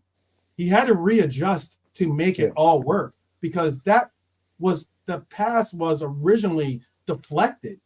It was a Brighton player got a foot to it. So it got redirected again. Oh, yeah, it went off Van Eyck. It went off the defender Van Eyck that we were talking about earlier on, because they had to check that, because they weren't sure, because if it hadn't hit him, he would have been offside. But that's why they were, the Brighton lads didn't even see it, but it was a pretty obvious deflection. Yeah. So yeah, he was Johnny on the spot, as they say. You know, you got to be in there and you got to swing. Great. I mean, like Ozzy says, just both goals were good. 5 or 6 more goals a season from him. The one that got taken off. I'm sorry, bro. I was gonna say the one that got taken off was a good goal too. But go ahead, finish your thought. Yeah. No, it's just Ozzy. That's what Ozzy was saying. The only thing that you want from Lucha, not that you want, but the only thing stopping him from going up to that next level would be to start adding the goals in, and that's now starting to come along. And it's now starting to happen on a more regular basis, which is all I said from day one. Great player, good player, works his socks off, but not much end product. And that's started you're getting the end product now. Well, he's been here a while, so let's not put. Okay, he's been here a while, so but the goals are coming. It's all we ever wanted. The goals are coming. Yeah, the goals. So as long as on to the next. Mr. How about this guy, Darwizi? Mr. Anonymous. Yeah, he was anonymous yesterday. It's a good way of putting it. Struggled to link up with the teammates, with his teammates in the first half, but he was still committed to making the runs. He was still committed to, like, at times maybe even like kind of like giving the stank eye to Salah for not passing to him when he wants and thinks he should have the ball. Mo ain't going to pass to anybody. Mo, yeah. Well, you know what's funny about this too? The only one Mo passes is back to the opposition goalkeeper. There you go. I'll save my comment for when Mo's next. So I'll save my comment for Mo in a second. But Darwin, downer on Mo, guys. Yeah, someone's turned on Mo. I'm just telling you, someone's turned on Mo. No. Well, after the break, was doing all the channels, sparked a couple of dangerous counterattacks as well. Was putting in the extra effort on working, coming back and defending as well at times. What would you have had? I'll start with you, Oz. What would you have had for Darwizzi? I don't think it was a good performance, to be brutally honest. I'd probably give him a 60, so a 6 out of 10 for me. In the first half, he was non-existent. Hardly got a touch of the ball. But in the second half, I think he improved. He was a bit more involved. But even though he was involved, I feel like his decision-making was quite poor. Held onto the ball far too long at times.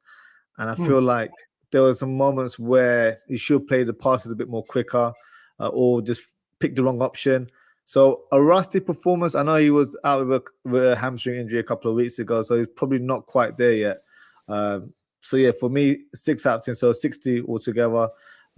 Hopefully he'll be in better form next game. But yeah, it wasn't a good performance from Darwin Núñez.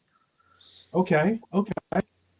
Let's bring. I guess if we're bringing in all the tough punches here, you might as well bring in the Irishman on that one next. Pow. Yeah. What's your rating for Darwizzi? Yeah, look, I'm not going to be ever allowing myself to be pushed into one of those "you hate Darwin, you've always hated Darwin" stuff. No. Go ahead, move on. No. So it's not that. So I've always been consistent with this guy. That this is just a guy on a game by game basis still for me. This is not a finished. It's like, what was he yesterday? What was he today? What's he going to be tomorrow? I couldn't fucking tell you. He could be 10. He could be 50. Yesterday against Brighton or Sunday against Brighton, he was 50. Against Man United, he could be 90. But he was like, what do you want me to give him a score on? What do you want me to judge him on? He did absolutely nothing. He ran, he wore. Yeah, okay, look, you want to get on the pitch, work.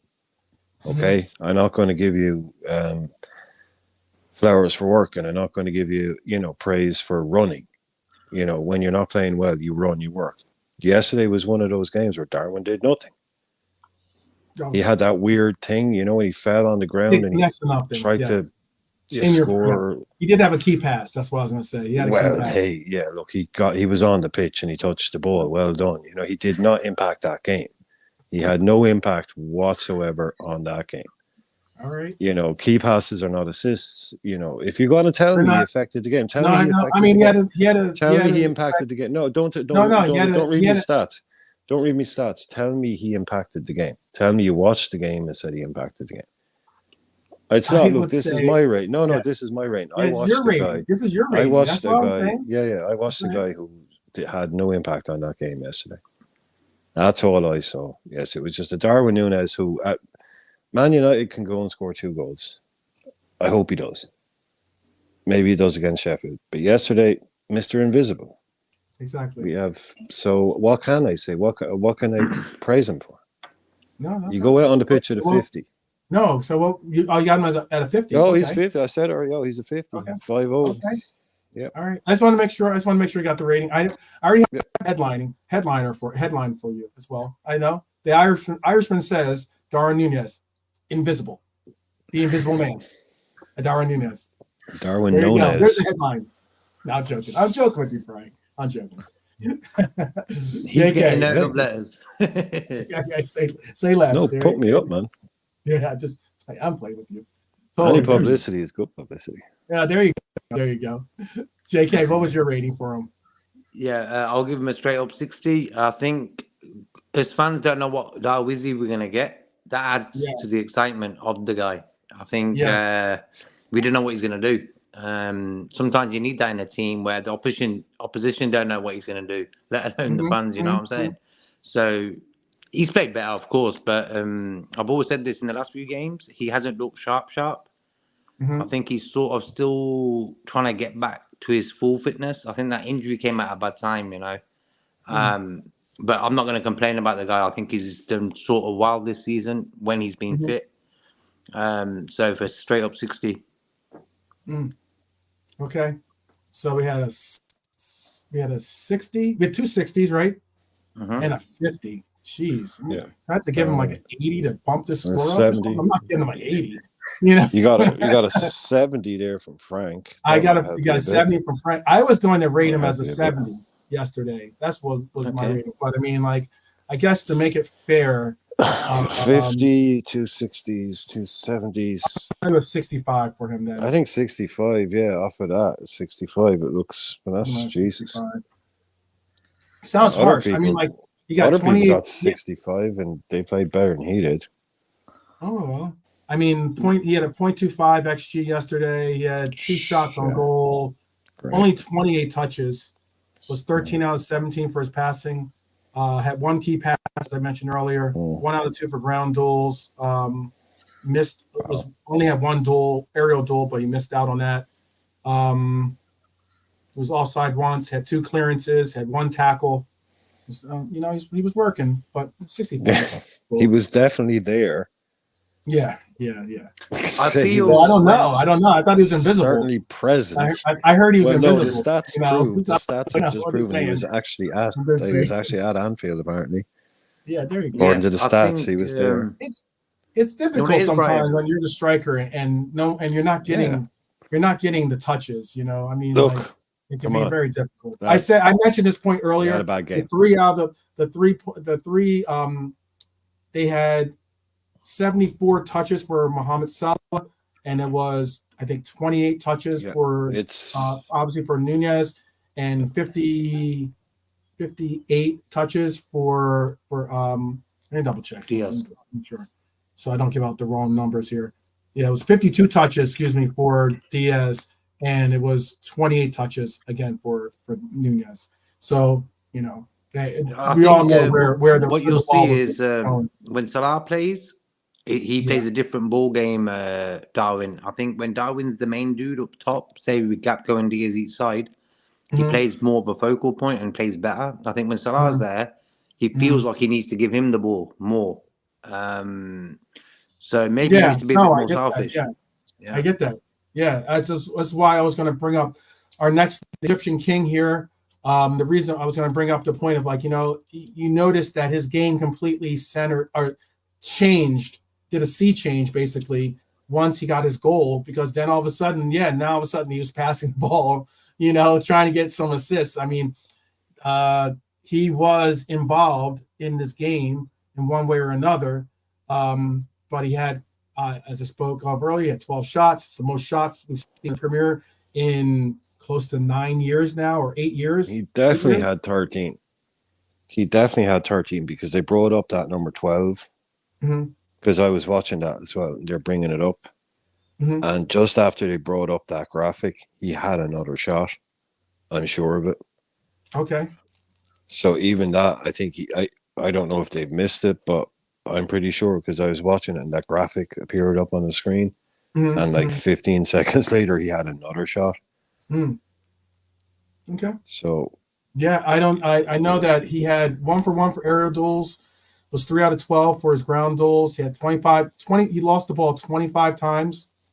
That's a lot. He's offside once. Offside 1 time.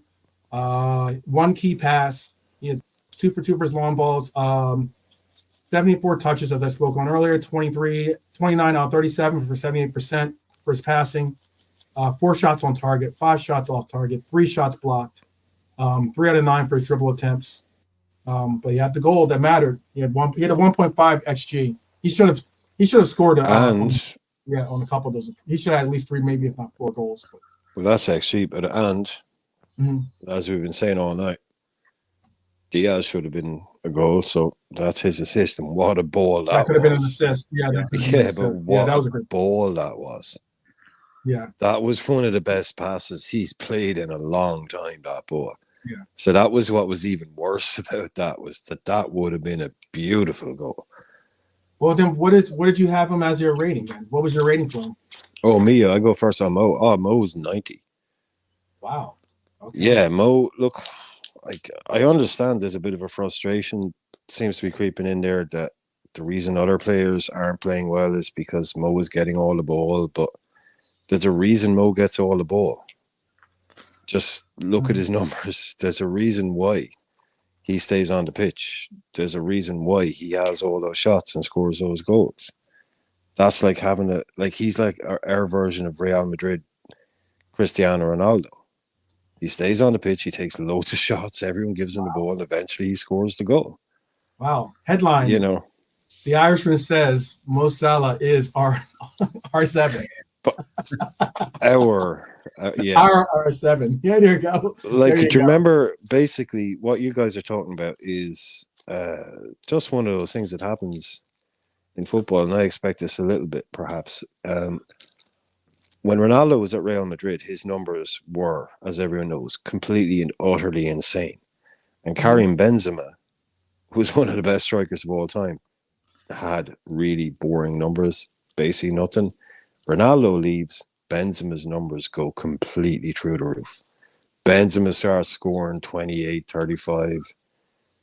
But that's just the way it is. It will take a Mo to leave before a Nunez or a whoever will pick up that slack. Mm-hmm. Yeah, because when you've got someone like Mo Salah in your team who scored, 200 goals in the league?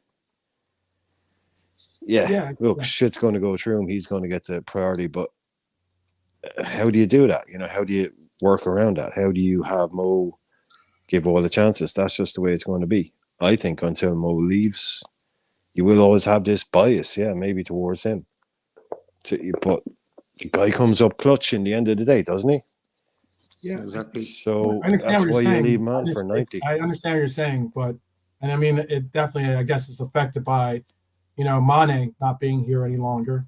To kind of, But Mane triggered the press, lads. Come on, we all know this, right? Ozzy, you know this. Mane triggered the press, right? Mane was the first guy to trigger the press. Yeah. Salah was the guy. And then for me, that was one of the most perfect front threes ever. Mm. That thing there. So now we've lost those two guys, and there's Mo. Definitely.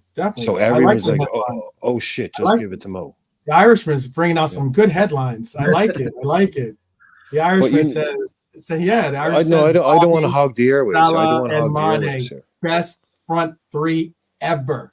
I like. Look, I don't want to hog the airwaves here, so I'll just give him the 90. I want to know what the other lads think, because. Yeah. Well, we can go Ozzy. What your this is the first time on the live, or I think it's the first time on the live bird here. So what was your rating for Salah? For Salah, I gave him an 8 out of 10, so 80. I think he played really well. He seemed quite up for it for me from the first minute. He seemed really energetic. He was passing quite well. I think the second half his passing improved a lot. Probably should have been on the score sheet a bit more. I think he should have got himself a hat trick. There was that one chance in the first half where he was just outside the box and he pretty much had the whole goal to aim. I feel like he's done better there. That was horrible. That was horrible. And it was straight at the keeper as well. He passed it back to him. No real effort whatsoever. And then second half, the goalkeeper made a great save on him too. Yeah, he did. To be fair, but no, I think his all-round game was good. I'm not going to bash him for missing all those chances, but he should have got at least a hat-trick for me. But another goal to his tally. That's his 16th goal in the Premier League this season. So he's obviously trying to mat as many as he can. He might even be in contention to get the Playmaker Award as well. So his numbers are up, and it's a good comparison that the Irishman made in terms of the CR7 of Liverpool, where he's going to get the numbers. He might not perform 10 out of 10 every game, but he makes the most important thing happen, is that scoring goals and helping out with the team. Ultimately, he gets the job done. So it might not be everyone's cup of tea, and there will always be some sort of hate around Salah's name. But I feel like he had a good performance yesterday. I thought he was quite influential in terms of the final third. Everything was coming through him, in my opinion. So it was good as well to see exactly the team playing yesterday, because I felt in the first half we didn't have a specific shape. Everyone was quite fluid and people were moving on. Salah was quite infield throughout the game. So I think it definitely confused the opposition. So it's good sort of tactics from Klopp in terms of confusing Brighton in terms of who to man mark, because they really couldn't pinpoint anyone down. And I think that came from Salah's movement, where he wasn't on the byline as much, he was more infield a lot of the times. So yeah, so for me, I'll give him 80 out of 100. Okay. JK, what would be your rating for him? Yeah, I'll quickly go with what Brian was saying about his CR7 in 236 games each. Salah's got 141 goals, Ronaldo got 103. Salah got 63 assists and Ronaldo got 37. So he's better than Ronaldo in the Premier League. There's your headline. There's your headline. There's your headline. Nice, I'm going to give the brother... I'm going to give him an 80 out of 100. I think, considering he's just coming back from injury like Darwin, he was involved in the game. I think sometimes he took Darwin's space by coming in a lot, if you realise that. Sort of hampered his game. But all in all, man, Salah is the guy. He will get a goal even if he's not great. And that's why everyone loves him. Okay. So let's go with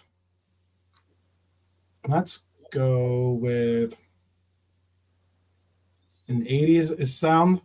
I think 80. There's an 8 from Frank. There's an 80 from Frank. You gave him 80 as well, right? Oz, right? Yeah, 80 was more the consensus. That was my original score anyway, so I'll stick with it. Sorry, Mo. No worries. Mo read your article. I'm sure he put it. I'm sure he's got it framed somewhere in this office or something. They won't. They won't. Yeah. So, if you go on to substitutes, I wasn't going to rate the substitutes because the subs really didn't have that long to actually get on the pitch to do anything really. The subs that we had in this game were Harvey Elliott, Cody Hakpo, and Ryan Gravenberch for I guess just for a high five.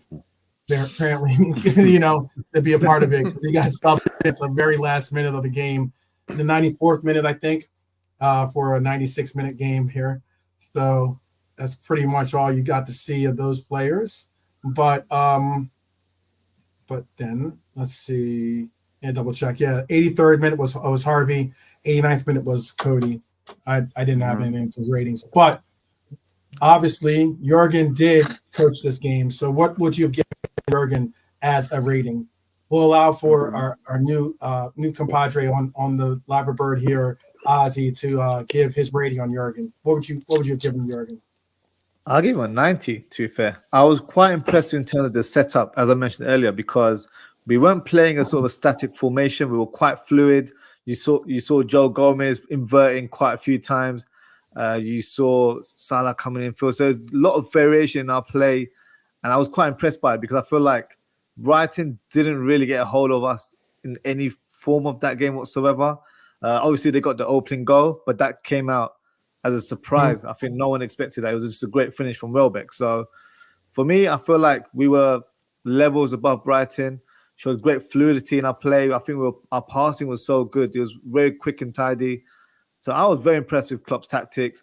The substitutions, normally I know he makes his substitution around the hour mark.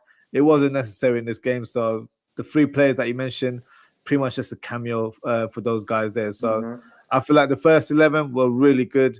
As you can tell by our ratings, no one really got a very low score. Obviously, Darwin Núñez wasn't as involved, but he still had an average ranking, which just gives you that sort of presentation that we had a good performance altogether. So I feel like the scoreline should have been a lot more, but that just comes down to our finishing. I don't think we're, lethal in front of goal.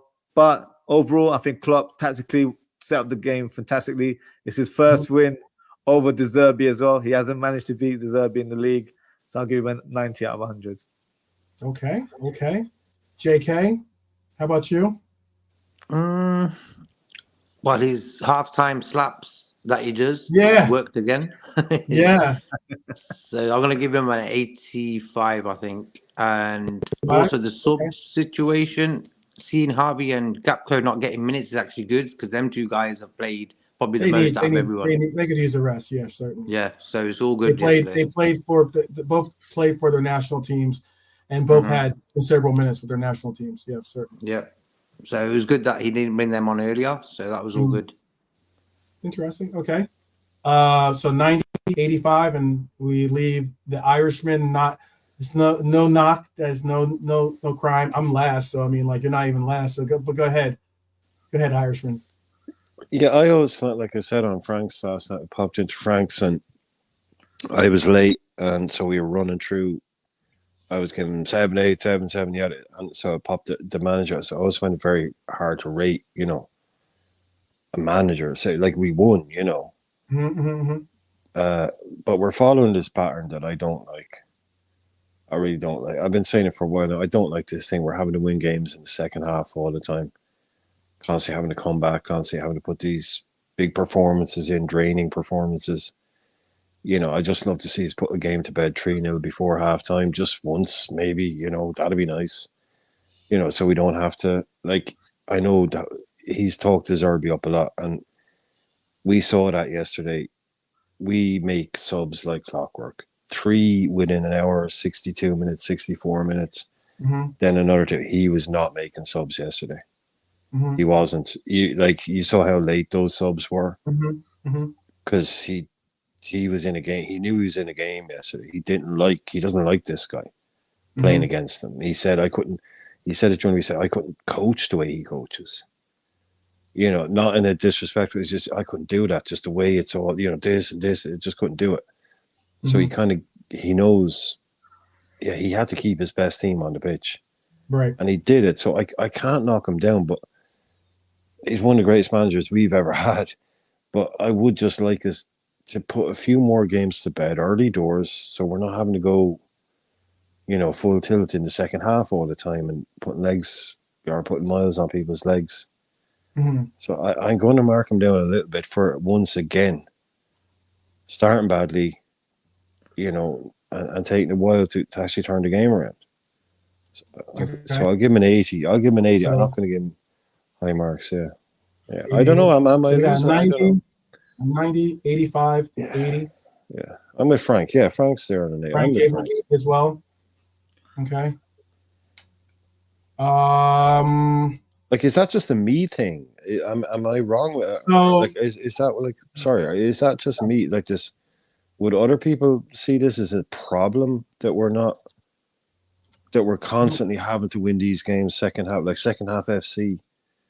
Yeah, I think it's more exciting, bro. I think fans see it as definitely more exciting. It's definitely more exciting. Yeah. Yeah. I would say this, Brian. My simple answer is it'd be more of a problem if we were losing these games. Yes. Period. Yes. Yeah. So, like, as in, I get that it be seen as a problem, but it's not it's only a problem if we're losing these games. If we're winning these games, I could care less. Keep winning them. Obviously, I would prefer to have already had the game in the bag and be able to go forward and have a second half where we're just going for stats and giggles or whatever you want to call it. But say like Sheffield United at home, right? We've got Sheffield United coming up.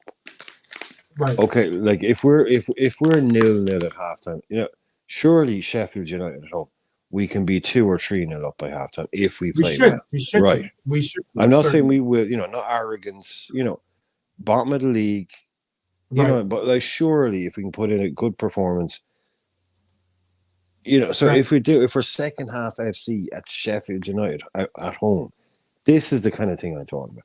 We don't need that stuff. Yeah. And also, I get what you're saying. We're in a title running, boys. We're in a title running.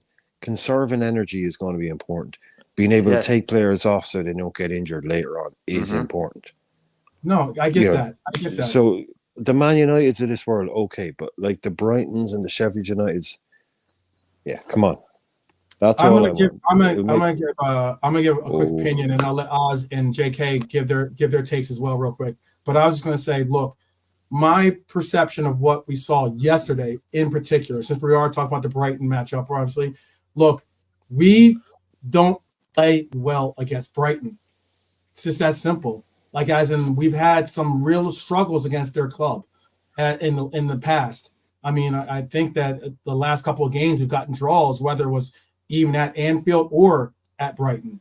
So, like, that, seeing us obviously pull out a win in this 10-game run that we need a win, that gets a little bit of credit for me in that for coach, but also makes me say I'm glad that we have that little bit of that second half FC, whatever you want to call it, in us. And then I'm not going to say it was some crazy tactical masterclass that we saw yesterday from Klopp. I'm not going that far, but what I can say is that we did possibly learn something from our United matchup, in that the growth that we've seen from our youth players playing in now, where we're seeing Jurgen, like before, whenever I was picking the lineup predictions, I never really said, I always would say, oh, well, he might play Bradley there, but he's going to put Konate there. Or he might play, or maybe, I don't know, maybe he does play Kwanzaa there, but that means he'll put Gomez to his right. Like, as in, he wasn't going to put, oh crap, I forgot Quasi. My bad, brother. My bad. I was supposed to send Quasi a link, and I did not send him a link. Sorry about that. I just saw that come up. I'm sorry, Quasi. I'll send it now if you want to hop on the last part of our trip here. But to land, what I was going to say was just that it's a testament of what we're starting to see with his adjustments with not only youth but with the team, in the sense of now we are seeing a right side that is two former youth players. Our whole right side yesterday was the Kwanzaa Bradley thing. Yeah. No, everyone was saying they weren't going to do Kwanzaa and Bradley on the same. Yeah. So that was like, Kwanzaa has blown that shit out. Kind of like, those Kwanzaa kinds of things, to have those kinds of confidence, to be putting that kind of confidence into there, that makes a difference. That's what I'm saying. Tell the people what you want to say. If you have something to say on that part, Yeah, I do understand Irishman's concern in terms of us conceding goals, because it has been a kind of regular occurrence this season that we've conceded first in the first half. But for me, it's the response as well, where at least it's a positive that the players have a mentality to keep going and never give up and try and get that winner later on in the game. But sometimes you always feel like, are we riding our luck by doing these sort of games where we concede first? Because I think in this game in particular, it was a goal that just came out of nowhere, in my opinion. Mm-hmm. It wasn't something that was an individual error as such. I know there was a couple where I think Szoboszlai tried to make a clearance and it ricocheted off Van Dijk. Mm-hmm. So it wasn't like an obvious error.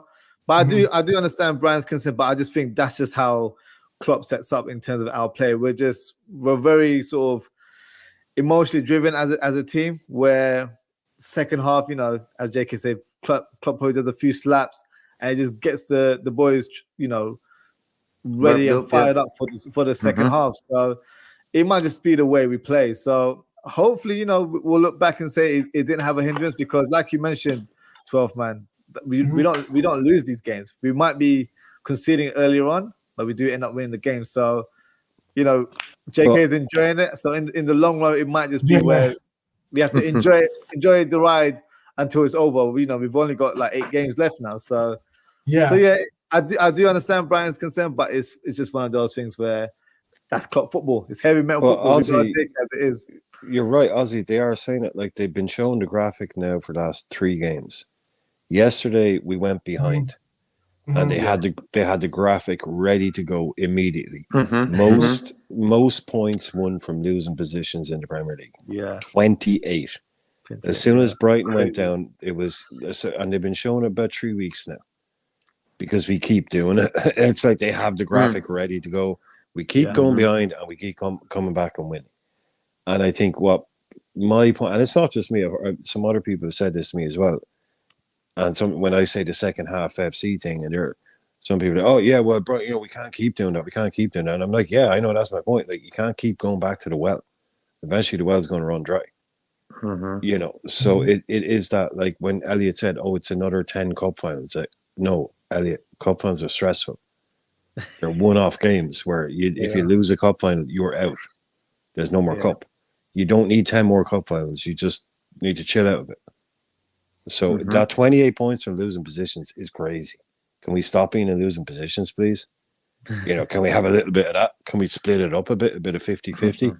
Like, I'm all for a great comeback. I love them. We're built on them. But can we just, just even it up a little Not let bit? them hit us. Yeah, they're like the Brightons of this world and the Blackpool, or whoever they are, the crappier teams. Can we, just deal with them straight away. But hey, look, come on. We've been, I know I'm eating up time here, and I know 12 man is eager to get things on a tight schedule, so. Hey, it's traffic control. That's yes. Like there's a limited window for us to land the plane. Otherwise, we're all putting parachutes on. So, but okay. Well, then, JK, you want to give a statement real quick? Or you want to give a shout or not shout? But just quick.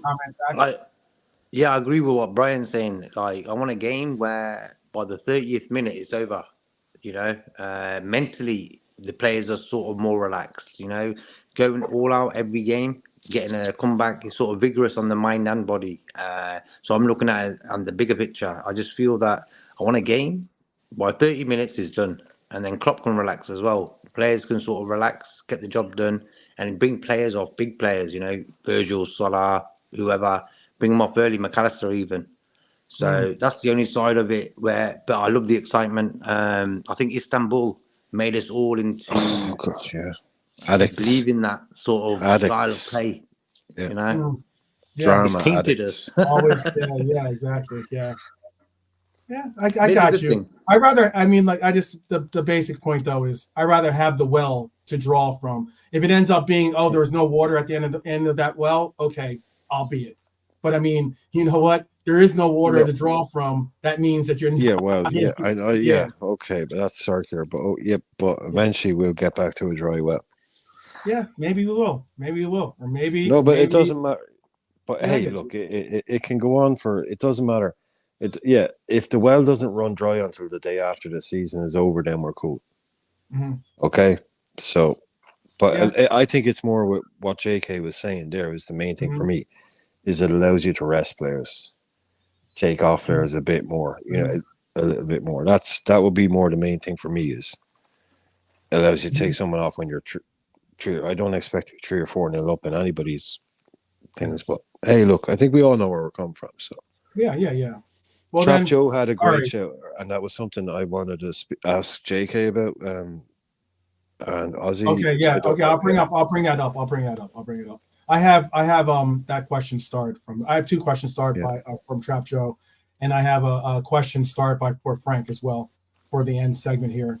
I'm gonna go with an 85 for Jorgen, going off the ratings and the scores and everything. So who would we? I think it's obvious who the man of the match is. Darwin. Let's just all go. Just say one name that you all think of it. We'll start JK, then we'll go to Irishman, and then we'll go to Ozzy. JK, who's your man of the match? McAllister. The Irishman. Oh, come on. You gotta say it. Mac 10. Okay, I thought you were gonna say Lucho. Okay, all right, cool. All right, Ozzy. Mac 10 as well. Mac 10. I got you. I know. I definitely. I said actually my man of the match was Lucho. He did say that goal. Yeah. That was a huge. I mean, we're at one point it didn't look like it was in. I mean, at one point it didn't look like we were getting that goal from Mo. He had 7 attempts in that first half. You know what I mean? The Mo agenda.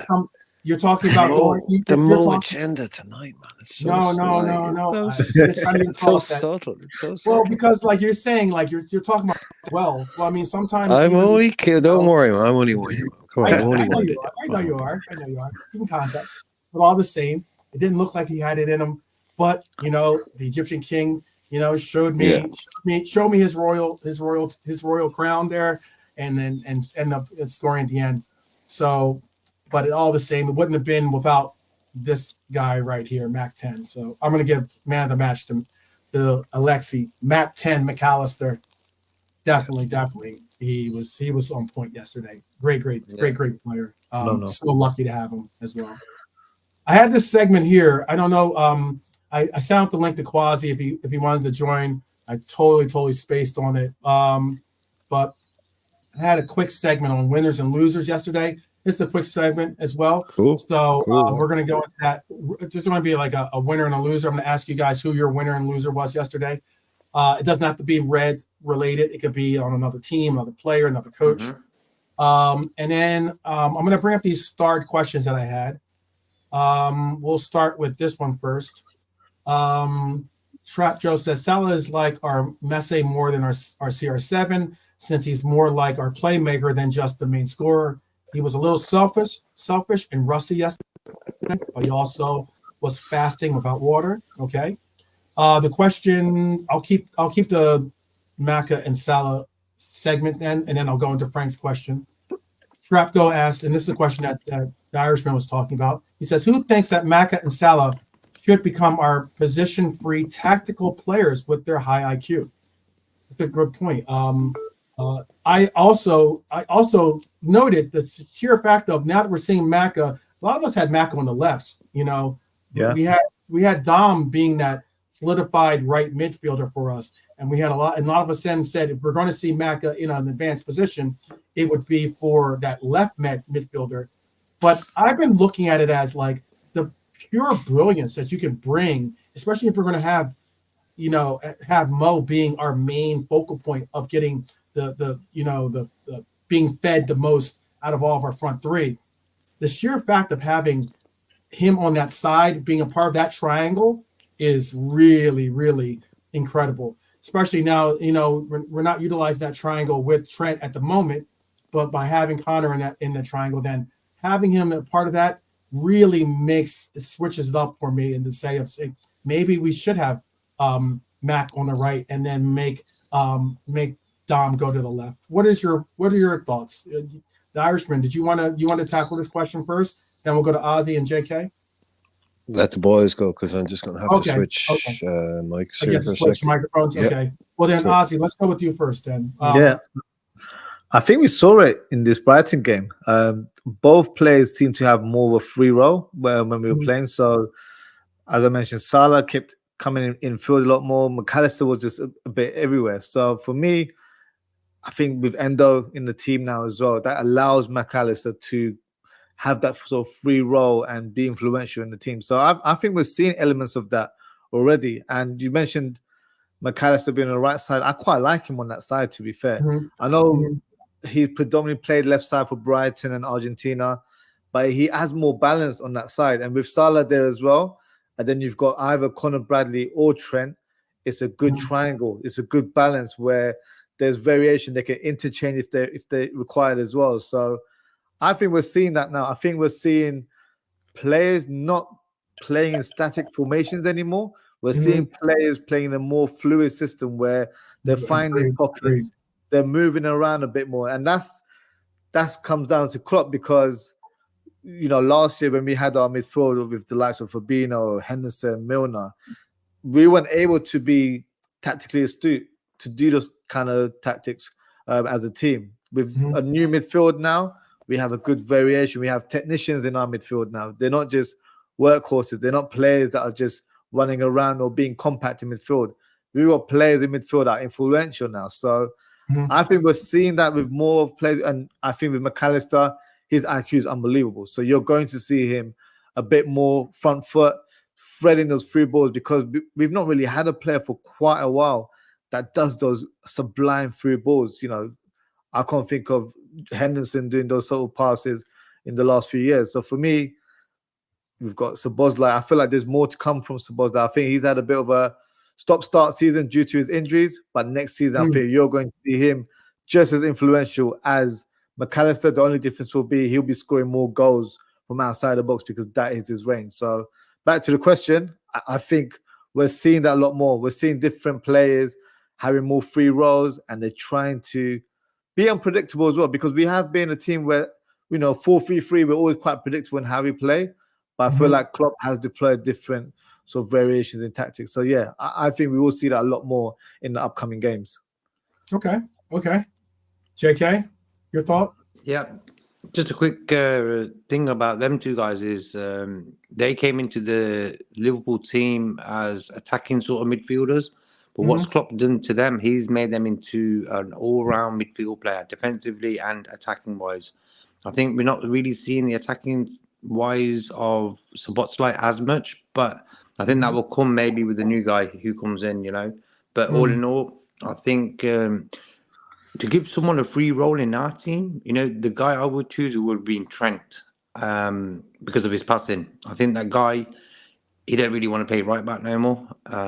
For me, he would have got that free role in the team out of everyone in the team. Okay. Irishman, your thoughts? Yeah, can you hear me okay? We can hear you. Yeah, I know it sounds like shit on this, but I'm sorry. I know. Yeah, look, nobody gets a free role in football anymore. It just doesn't happen. Those days are long gone where a player would have literally a free role. Now, I'm not saying Trapattoni meant a more kind of creative. I know what he's saying. You know what I mean? Yeah. These guys, these coaches, modern football, it's all about control. They've taken away the maverick. They've taken away the individuality. So the idea of someone having literally a free role doesn't really exist anymore because Pep Guardiola, I mean, he kicked Ronaldinho out of his team because he played. There's a famous story about him taking Henry off at halftime because he cut in off the left and linked up with Messi and scored the goal. He took Henry off at halftime and replaced him with Bojan, 18-year-old Bojan. And he sat down and said, did I tell you to cut in? I told you to stay wide. Thierry Henry, he was one of the best. This is like post-Arsenal Henry. He cut in, played a little 1-2 with Messi. Messi scored, or Henry scored, and he was taken off at halftime because Guardiola said, I told you to stay wide. And he brought on Bojan. Like this kind of control these players want, or these managers want. So I think what I described our two number eights in a 4-3-3 system with an inverted right back was free eights in terms of allowed to do a little bit what they want to do when you make a box midfield. But even then, it's within parameters because it's all control now. So even that's why there's no number 10s anymore. That's why there's no flair players anymore to go out and change the game on their own. No, not just tell them you do what I tell you to do, or you're not in the team. You know, it's sad, you know, but that's just the way stuff is now. So someone like Szoboszlai, this is what I'm saying. I think he's been held back. Job he can do, but it's not his best. I'd love to see more from him. I'm fully on board. I'm with the ethos of it. Give him more to do. Give him more creative freedom, perhaps, as someone might say. That's the way I put it. You know, just I know it was the other guy, Trent, was it? Yeah, look, Trent's a hand grenade for any man. Like, what do you do with this guy? Is he the best player in the world? But how do you make the system work to accommodate him? Again, nothing. But you've also got one of the best in the world. So, but the question I want to ask the boys, I don't know if anyone here, because I'm not. I know JK, you're not. But I don't know if there's anyone in the chat or whatever. Trap was talking about Ramadan, and he was talking about fasting. Yeah, the fasting without water. Yeah. So if Mo played yesterday at 2:00 against Brighton, we're potentially talking about. So since dawn, he can't touch water, right? No. So that's maybe what, like say 5 a.m., 5:30 a.m. in England, and he's playing at roughly around that time. 2. So he can't actually have one sip of water past his lips. No. Before he, like, you wouldn't be allowed on a pitch without hydrating. It's very interesting. That's very interesting. So, I mean, like you would think that possibly that you know they can make an argument. You can make an argument to say that, hey, you can't if teams have players that have this faith and and they're dealing with what you're talking about, the fasting, then maybe you should make the games more, suitable so that you're not jeopardizing someone's life in that case. Like I couldn't play a game of five-a-side without getting a bottle of water into me on the way out. You get out of the car, you get a bottle of water into you. Maybe if you're too hydrated, you don't. But you're drinking some water. Yeah, no. Well, it's to the extent now that there's games. There never used to be, at least, but there's now actual segment of games where they have a water break segment at times. Like that wasn't something that you saw. You normally had if there was an injury, that was the only time you're probably getting a water bottle onto the pitch if you're in that case. But now there's actual segments that they have a water break. Yeah, if it's warmer climate, how can you go 90 minutes of the game? With Muslim players, so something I can touch on. So I've read about a lot of Muslim players that do fast during their profession. So it's not compulsory for them to fast in this sort of magnitude in terms of their job, but a lot of players still choose to do it. So in terms of the whole fasting thing, I think for them, with so much sort of science behind football nowadays, they have a completely different routine in terms of what time they eat or the type of foods they eat as well. So when they're eating in the early mornings, they're eating certain types of food that keeps them going throughout the day. So obviously they're not able to drink water, but it's something that they've got accustomed to. And it's always in preparation for Ramadan as well. So that's the things that I've read online. Several footballers do it. Sadio Mane used to do it when we had him at Liverpool as well. So they might, and I also read that Benzema actually performs better during Ramadan. He actually scores more goals during that period. So it's more of I wouldn't say it's a psychological thing, but it's just you are preparing in a different way in that holy month. So with the doctors and all those sort of people in those football clubs, you're already in gear before Ramadan takes place, so your body is in tune before you're actually taking place. So it's as we're not professional, so for us it's like quite a daunting task where you're playing sports and you can't have water. But these guys are professionals. They've had the right nutrients and all that sort of stuff to make sure they're able to last during the game. So for Mohamed Salah, he's been doing it for quite a few years. I know that he's done it at Liverpool. So it's just one of those things where I feel like he's more than equipped to do it, and it actually helps certain players. It helps them be more focused during games, which might seem like a surprise, but as a Muslim, I kind of understand it as well. So yeah, it's not an easy task, but I don't feel like it's affected his game. To be fair, I do feel like he's still playing at a very good level. But yeah, I think it is one thing we have to consider. But I think with football, no one really sort of adjusts their schedule based on Ramadan. It's just one of those things that's not going to be done nationally, unfortunately. But as long as the clubs are in tune, because I know Liverpool is one of those clubs that always make sure they prioritize the players' beliefs. And I read something earlier on where Klopp makes sure that when Mane was there, Mane and Mohamed Salah would be the first ones to go into the changing room so they can wash themselves and then pray straight after the game as well. So these things are always put into context in terms of who you have at the club, and Liverpool have been fantastic to accommodate these type of players. So for Salah, I think it's one of those things where he is fasting, but his body is more than equipped to handle playing a 9-minute game of football. So that's what I was going to ask. So we don't want to say, Muslim people this, or but players, is it actually their bodies are actually more used to this? Whereas if I was to try and do it tomorrow, I'd have a break. It'd be a shock to my system. Yeah, because I've been doing it since I was 10. So you observe, okay, right. So your body is used. It can feel it coming. It knows it's not going to drink. It takes a few days for your body to get accustomed to it. But I'm sure these players, they would have done it in preparation before Ramadan actually begins. So they've got that diet in place, and then once Ramadan starts, they're more than well equipped to play as normal. And the thing is, if you fast as a human, not religiously, just fasting, it's good for your mind and your body. back in the days in the 90s, they used to promote eating 5 times a day.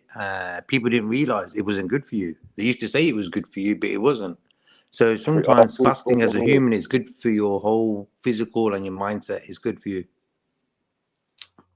Yeah. There's I know I was making sure about this, but there is like there's something called the IV drip for Ramadan, and it's the IV. This IV is perfect for the fasting month of Ramadan because it provides B1, B6, and B12 injections. Yeah. So maybe they're doing something on those lines. Maybe I know that you They'll can't be- necessarily do an IV. You can't necessarily get an IV. You can't necessarily get an IV. Yeah, You can't necessarily get an IV because that's still certain IVs are still considered eating. You know, it's the same thing as eating, but there are you can get blood drawn or things like you can get certain things still that certain things don't break the fasting, like eye drops or nasal sprays or things such as that. You know, apparently don't antibiotics, those kind of things don't break the fast. So insulin, you know, something like that wouldn't break the fast. Yeah, But if you need medication, you're not supposed to be fasting. It's just one of those things. It's not compulsory for a Muslim to do it. So if you are someone that takes insulin, for example, if you're diabetic, then you shouldn't be fasting because you're not actually able to do it. So yeah, exactly. So it's not something that should be forced upon. It's something you do it on your own will.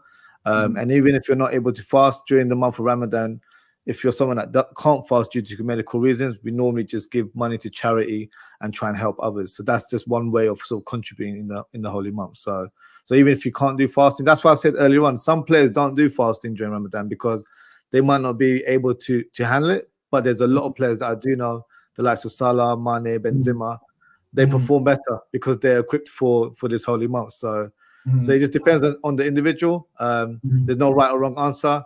I also saw an interview, slightly off topic, but I saw an interview of David Haney as well, the boxer.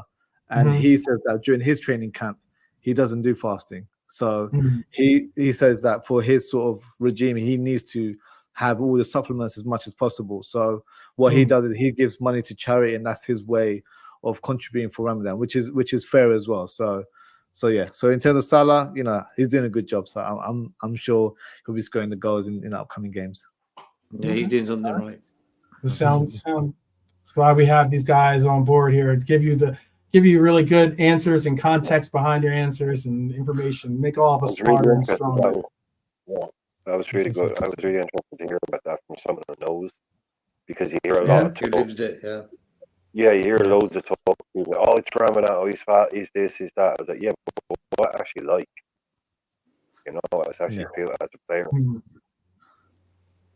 This was a question that was asked. Let's just get a quick answer from the panel. We'll just say yes or no answer. Will Lucho be with us next season? This is the question that Frank had for us. Because that's a yes or no. Yeah, there you go. Well, I feel yes, but I hope he gets a pay rise, like a renewed contract. He deserves it. Because I mean, he's on everyone. He's on 55K a week, and he's on, and he signed his contract still has 4 years left on his contract. Just so people understand that part. So will he? I mean, so he is contractually obligated to be here, or we can have contractually obligated to be here for the next 4 years. But I guess the question is just basically saying, will he be here or will he not? So Ozzy, what's your answer on that one? I don't think he'll be here, and that's not me saying I don't want him to be here. Right. I just get that inkling because his father's come out a few times saying that he dreams to play in Spain. So I feel like that might be a motive for him to move over there eventually. Also, with the uncertainty of the next manager, that could play a part as well, because I think with Alonso, obviously, I doubt he'll be the Liverpool manager now. But tactically, in terms of that system, Diaz will fit it, in my opinion, in terms of the way Alonso sets up. Under Almerim, who we're linked with right now, he might do a great job there. But I think that's going to be a factor in terms of who the next manager is. But I feel like he's got one eye on the Spanish team, i.e. Barcelona, because his father's mentioned it as well. And I feel like, I don't want to say it out loud, but I feel like he's playing for a move right now. The way he's playing, it feels like he's trying to, let other students know that You I'm just available. said that. So. Sorry? You did say it out loud, Ozzy. You did say it out I loud. did say it out loud. Yeah. But that doesn't mean that I want him gone. There you go. Headline. New headline. Ozzy says Lucho out. No. I want Lucho to stay. I want him to stay. But I just have that inkling to say that, I don't know. I just have a feeling that he might not stay, which is not what I want. But yeah, it's one of those things we might have to take on board in the summer. We might have to deal with. I got you. How about for you, Bri? Yeah, we this is our own little kind of personal tourist egg, isn't it? Last week, we kind of digging into this, getting into the. Well, hang on a minute. If we think about it, he's 27. He's only got 4 years left at the top. Who are in the big bucks? He's not on the big bucks. He's not We're on the under big no bucks. obligation to give him the big bucks. We can up this deal, yeah, but we're not under any obligation to do so. We've got a new manager, and when new managers come in, things happen.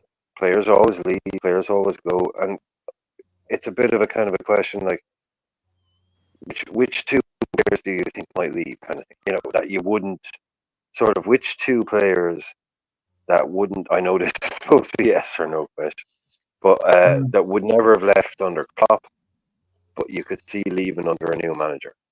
And I think he's right up there. And I think, look, if we say to him, Lucho, we're not giving you a new deal, and PSG say, Lucho, we're prepared to give you 200 grand a week for the next 4 years, let him go. Okay? Let the kid go, let him make his money, let him do the thing. I think he's very movable in the world of things that might happen. I think he's very much up there. All the pieces fall into place. But that stops if the next manager comes in and goes, no, I want him. He's part of my plan. But to me, in the world of football, yeah, if he's not here next season, I'm really not at all surprised in any way. Just because his age and his ability to maximize his earning potential for the rest of his career at peak level. And if you got someone like Barcelona saying, we want you, then I think Daddy Diaz is out there making all these noises for a reason. It'll be the agent next. It'll be, we won a league with Lucho. He's only on what we're talking about. He should be on more. And then it will be we've seen it happen. Ozzy, you've seen it happen. JK, we know this script. We know this script. We've all seen it happen. He either gets more money from us or he leaves. We'll move on. Yeah. Because he's That's not why being he's paid enough. Yeah, we can all agree he's not being paid enough. 100%. He's not being paid enough. Not some people. Yeah. No, if we don't give it to him, someone else is going to have it on the phone. No, someone else is going to say to his agent, look, we get that he's in there. We get that but just by the way, we'd be prepared to pay him this much. Right. Okay, well, I'm going to go to Liverpool. Look, what would you want for him? If they were to give us 70 million, okay, there's always a deal to be done somewhere. And it's just all of the pieces fall into place with him going to Barcelona or and give him his money, because FSG aren't going to quadruple his wages for no reason. If we were to do this, Frank, that would be very kind, to say the least. If you give him not double his rate, but almost triple his rate. That's like nearly triple. That's an 85,000 pound increase in his salary. Adrian gets nearly the same as him. Adrian, and that Adrian, I brought that up. I got definitely persecuted because of bringing that point up, but I brought that up just as a reference point, to be honest with you. And that's just the concept. Adrian is making 60,000 pounds. There you go. So does Nathaniel Phillips, right? He's still in our books. Yeah, Yes, we gave him he's that still a on the big book. bump. We Yep. gave him that a big bump a couple of years ago. Yeah. I think he makes 65,000. 60, Keep his yeah. books on. So, like, you know, if you're going to say, you can say what you want. You know, I know that I know Chris was talking about how great of a agent apparently that Lucho has. Well, if He's that's dad. your idea of a great agent, hey, hey, Court Get it done. you know, hey, you know what I mean? Like, definitely. I would love to see some of the real estate you got to sell. Yeah, he needs to wake up. He's hibernating. Because that is not my idea of a good deal. But hey, you know what? I appreciate the fact that it is the deal that we have him under, and it helps our books. It helps everything else work out. Cool. Yeah.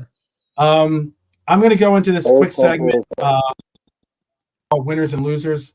I'm gonna bring up my winner. I'm gonna bring up my loser, and I'll just allow for you guys to kind of, like, you know, see if you agree or disagree on who I have as being the case.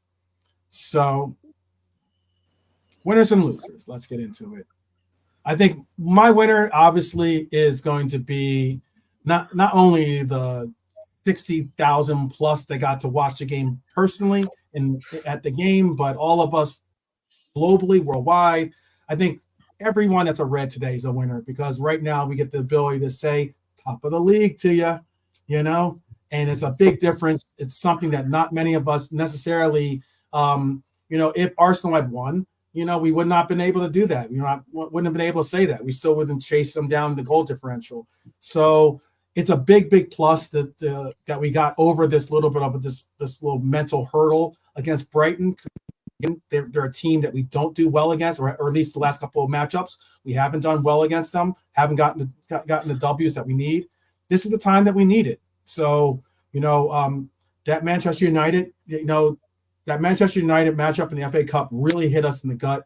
Really had us like questioning. Had us all in that, you know, that fog. A lot of us, hopefully, I know because of the numbers that I saw on our channel, you know, a lot of us were looking for happy places, you know, to go to kind of get away from the memory and the thought, to kind of get away from the forums that have all these, like, you know, Red Devils acting as if that game was the final in itself. So, like, it was good to see. So I'm saying the winners are all of us Reds. We're the winners today, which is really, really good. Yes. Hey, you know, I mean, look, we got these guys in tow, you know, to hopefully bring us that title. The loser has to be City. I think that City is the loser, because if there was anything, look, Arsenal going into that matchup, you would not have had them drawing, much less like even really being involved in this matchup. You know the demons that hang over Arsenal when they go to the Etihad. We know how difficult it is for you to not only score at the Etihad, but unfortunately, I've got to double check and look for the stat, but it's hard enough to have City not score at the Etihad. It's been, they've had, I think it was like some like 50 to like maybe even the 60s. I think like 57 matches or something along those lines, you know, that they've scored at the Etihad. That's an incredible statistic, or incredible feat to do it itself.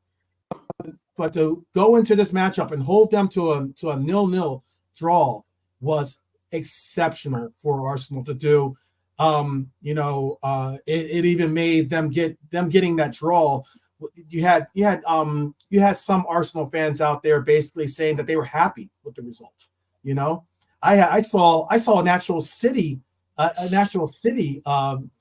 supporter out there. Shout out to Vader. I'll just drop his name. Who cares? You know, so you know, Vader doesn't mind. I don't think. But Vader was going as far as to say that he was accepting of this. He was like, he was happy to have gotten a draw against Arsenal. That's mad to me. But hey, these guys deserve every last bit of their draw. We all know that City has an air about them, that they think that they're just God's gift to football. This guy, namely, thinks that, even though he is, I don't even know if he's in the human species, but all the same, 12 man. you know. 12 man. Yes, 12 yes. man. Can I just quickly reinforce your point? Yes. Manchester City, 6 games against the rest of the current top 5, no victories, and as many goalless matches as games in which they have managed to actually score. No victories against the current top 5, and in as many games as they've actually managed to score, they've also managed to not score. Goalless game. Yeah. Does Wait, that sound like I just Man City to you? no, Erling no. I Haaland, just saw. We have an update actually. Pep's. This is Pep's reaction to that.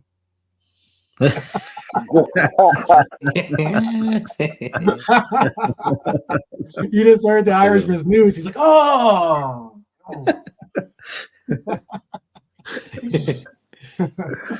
Perfect Yeah, timing. you got to think about it, man. It's this team is not the City that we knew. This isn't the treble winning City. Let's just keep it 100.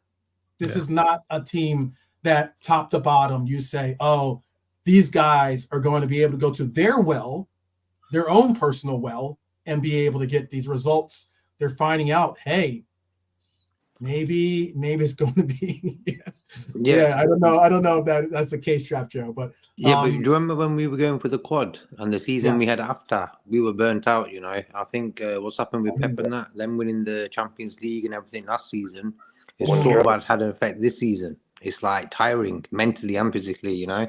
So hence why they haven't been great. Grealish not really playing at all. But they just look a bit, I don't know, yesterday I weren't really excited by the way they play. I think they're pretty boring to watch anyway. Hence why we love Klopp, the rock and roll business, like coming back from losing positions. Pep don't do that. They're always winning, and it gets a bit tedious, you know. So everyone's cup of tea in that. But I think yesterday was as well, we couldn't get any better. You know, us winning, them drawing, perfect. Yeah. So yeah, I have City as the big losers. Yeah, of the week. I think in that way, yeah. You guys do? Yeah, Are you guys down with the winners and losers? Ozzy, what is your assessment on my winners and losers? No, I totally agree. I'd probably add Arsenal to that loser section as well, because their fan base have been absolutely shameless for the past week. And they're trying to make us believe that the draw was a good point. So shameless on them for that as well, to try and make us think that that was a good point. But no, I agree with the City thing. I analyzed their squad before the season. I thought they're not the same team, because they've lost the likes of Mahrez. I feel like they're lacking goals in wide areas, and you know, they're heavily reliant on Haaland, and Haaland has been misfiring for at least a month or two now. It's been quite a while. So when he doesn't get the goals, you can't really see where the goals are coming from. I know De Bruyne is just back in the team. Bernardo Silva is not really a goal scorer. He's more of a creative player. You've got Doku, who's a wide man. He's attacking a byline. He's not really there to score goals. So they're lacking goals in front of goal for me, and they're not playing the same sort of fluidity that they were last year. So JK makes a good point in terms of, you know, when we were going for the quad, it had a big effect on our start of the season last year. It's the same with Man City. This is why, you know, winning trebles is not going to have the same effect the following season. Same happened to Manchester United all those years ago as well. So no, I think for us, this is a great opportunity for us to keep going, stay focused, and just take it one game at a time. And, you know, obviously we want Liverpool to win, but I really want us to win this season, because there's no one in the media or no one that's, you know, got a voice is giving Liverpool a chance of winning the league. You might have got a few voices yesterday. I know Roy Keane mentioned on Sky Sports saying that, oh, he's going for Liverpool, but otherwise, you're not hearing anyone saying anything. You still hear people saying City. You still hear people saying City. And you're still hearing people saying Arsenal as well. You know, the Arsenal I'm saying fans Arsenal too. Yep. are shameless. They're like, you know, we got the point. They're not even thinking about Liverpool. They're just thinking they're competing against City.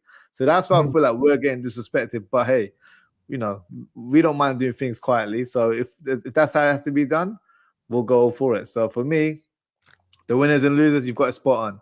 It's Liverpool, you know, top of the league now, back in the frame of people in front of people's eyes now. Man City definitely loses, but I'll add Arsenal just below that as well, just to put a bit of a spotlight on them at the same time. Yeah, definitely. I wanted to definitely land the plane and basically give the people what they want, a little bit of happiness, a little bit of joy. There's always joys to say Liverpool are winners and to say City are losers, and then throw in the Gooners there too. Wow, is it my birthday? Perfect weekend. And that's much more than that. Exactly. Oh, Man United. You couldn't get any better. Yesterday was just perfect. No, but look, there's very few times when I'm right, and I mean right properly right about football. The first time I was right about football was the year we won the league, and I was talking with one of my mates, Arsenal fan. I was looking at this, and I said, I reckon by the end of September we could be 10 or 12 points ahead, and City won't have caught up, and we'll have done it by start. I was saying the way we're going, without anybody realizing it, we're going to be 10 points ahead here before anyone realizes that it'll be too late, and City won't catch up. Now COVID happened, okay, but that's literally what happened. We were 25 points ahead by the time COVID hit. It happened exactly how I said it was going to happen. No, you are. You might have to change your name from the. You might have to change your name from the Irishman to the Oracle, because you have been getting stuff right, whether it's scores and score predictions. No, forget that. Right, the start of this season, I said this is the season to have a crack at City because of everything the boys have just said, and JK nailed it. You don't win a treble and not have a come down. You do not go out on the biggest motherfucking weekend of your life and walk into work on Monday morning. Cool. No. That takes a while, right? Yeah. And also, you've also come off the back of that treble, and you have lost one of the most clutch players of all time in the Premier League. Look at the last 6 games of last season. Who scored the goal? Who scored the goal for Man City in the last 6-8 games of that title win season last season? Gundogan. Because he switched. He's like, Gundogan, you're in goal scorer mode now. I want you going forward. Gundogan has said it. He said, Pep says to me, you either sit today or you go forward today. He turned up, he scored the goal. They lost him, and they lost Mahrez, another world-class big name, yeah. Okay, so you add that to a 33-year-old Kevin De Bruyne who had to walk off in the Champions League semi-final because he was broken, had to go off in the Champions League final because he was broken, right? Most important player in their team, 33 years old, coming back. They're in a reset. Okay, they're in a complete reset. I'm saying this is the season to take it. I said it in August. I said it in September. This is going to be the fucking season. Now, I said, look, it might work. Maybe Guardiola's a genius and they bring in a load of good players, whatever. But this was all. Now they'll be back next year. Was my point. But they're going to have a drop off after treble, and they're going to have a drop off after losing Mahrez, Gundogan, De Bruyne, basically for the whole season now until he might be injured again next way he's going. And Haaland will stop scoring goals because it's all adding up there. Then Arsenal come and get in the picture. So I would say, look, if there's ever a chance to take them, it's going to be this year before they get back. Certainly. In fourth next year with another 150, 200 million spent. Right. So it's to me, it's looking that way. And my final point on it was that if it came down to a point like this, their owners, with all due respect to everybody else, couldn't give 2 fucks about the Premier League. They want European Cup. They want European. It's about Europe. It's about Champions League. So I mean, it is an accomplishment. Tomorrow, I can either play him in this Premier League game or keep him fit for the Champions League. Not that it would happen, but if you went to the owner and said, "Do you want me to play Haaland in the league tomorrow or keep him fit for the Champions League?" the owner would say Champions League. That's what it's not going to happen. But that's I mean, it does though. In all due fairness, it does make it a little bit different that they could do something that no other team has done as well, and that is win for the double treble. Win 4 titles in a row, that would be something of a major accomplishment for the Premier They League. could I think also that's do a double treble. Like if they won the Premier League and the Champions League and the FA Cup this year. to do the double. Yes, that would be They would immensely. like a treble. They'd won a treble Yeah. last year, and they could do a treble again this year. Consecutive treble. Yeah. Jesus. But they're not doing Well, that. There's no way. There's no way they're doing it. Not with the way that squad is hit with injuries. So I'd be with you. We were definitely the winners. Definitely they were losers. But I was looking for some losers there, and I just saw a great stat that the Wolves team that started yesterday or at the weekend, the player in that Wolves team with the highest career goals, right, with the most goals scored in his career, was Mario Lemina. That's a team lacking goal scorers. If ever you've seen one, that's like that's some pretty crazy stuff. That is some crazy stuff. Yeah, like Mario Lemina is your highest all-time goal scorer on the pitch at Wolves. It was just a point about them, but lacking goal scorers. So, as I think, look, it's there for the taking this year. Next year, City will be back. But I think I know. I think maybe Jurgen thought about that too. He was kind of like, you know what? Maybe he's like, hey, you know what? This is the time. I'm not going to have, because City will come back. City will restock and definitely look to make a hurting on the league again next year for sure. Did you see Pep quotes today? Pep came out today. Pep's came out today, and he's trying to throw it back to us now. It's not in our hands now. Do you want me to play that too? I do have that. I want to say, all right, I'm gonna go a little bit over. We're already way over the time that I wanted to do whatever, but I'm gonna go a little bit over because of that case. Like you're spot on about that. I'm going to play a little segment. It's only 26 seconds, so it's not that long. But here I'm going to share this as well. This is the comment that he's saying basically. Are they clear favourites, or is that too simple? On which his first is his favourite. In the second favourite is Arsenal. In the third we are. Are you concerned that you've only got 27 points to play for, so you might run out of points? It's not in our hands. Only we can do is Aston Villa next game try to win the game. It's only we can do, because always we were top of the league, we were the favourites. It was in our hands. Now it's not. So it's simple.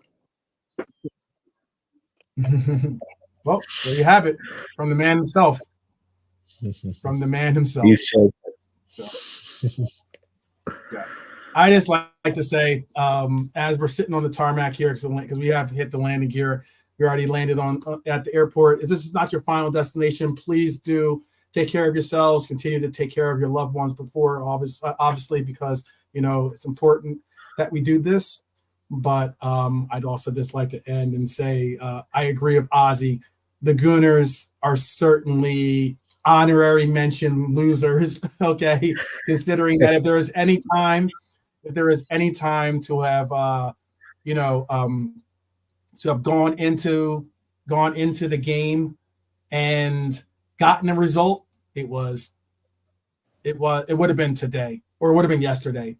I mean, we're speaking how vulnerable City is, and we've seen Robbie from AFT walking around strutting, saying this is the time, this is the place, that kind of we've seen that little pep talk and how that turned out. So like, if there's ever a time, it probably was now, and they came into this game wanting to not lose. I don't think they had any concept of winning. They just didn't want to lose. They accomplished that. So that's why they're honorary mentions of losers, because that's what losers do. But anyway, but it just shows you the levels of our club and their club. They rejoice just for competing. They just compete, and their fans are on a wild thing. Us guys, we want to win, and then we start rejoicing. Them guys are on a different level. They're just competing. They haven't been in the Champions League for years. Haven't won the league in like 20 years. It's a funny club, man. But this is just quickly what I'm saying. Like Ryan is saying, they're City are in title Okay. race, no matter what anybody says. And Yeah, yeah, absolutely. don't get me wrong, don't get me twisted. They absolutely are, and they. Yeah. This is. Oh. So I'm This have to is do a where it gets retraction to the on your point. headline. I had Irishman. I had your headline as City done and dusted. That's what the headline said. Yeah, no, but just what I'm No, saying. seriously, I know. This is the last chance when a manager like Guardiola comes out and starts saying someone else is the favorite. He knows he's got to start playing the mind games. Now it's come to let's put it on Liverpool. Let's tell Liverpool they're the favorite. Guardiola says Liverpool are favourites. Let's get into their heads. Who knows now? Because look, we win all our games. He said it. It's in their hands.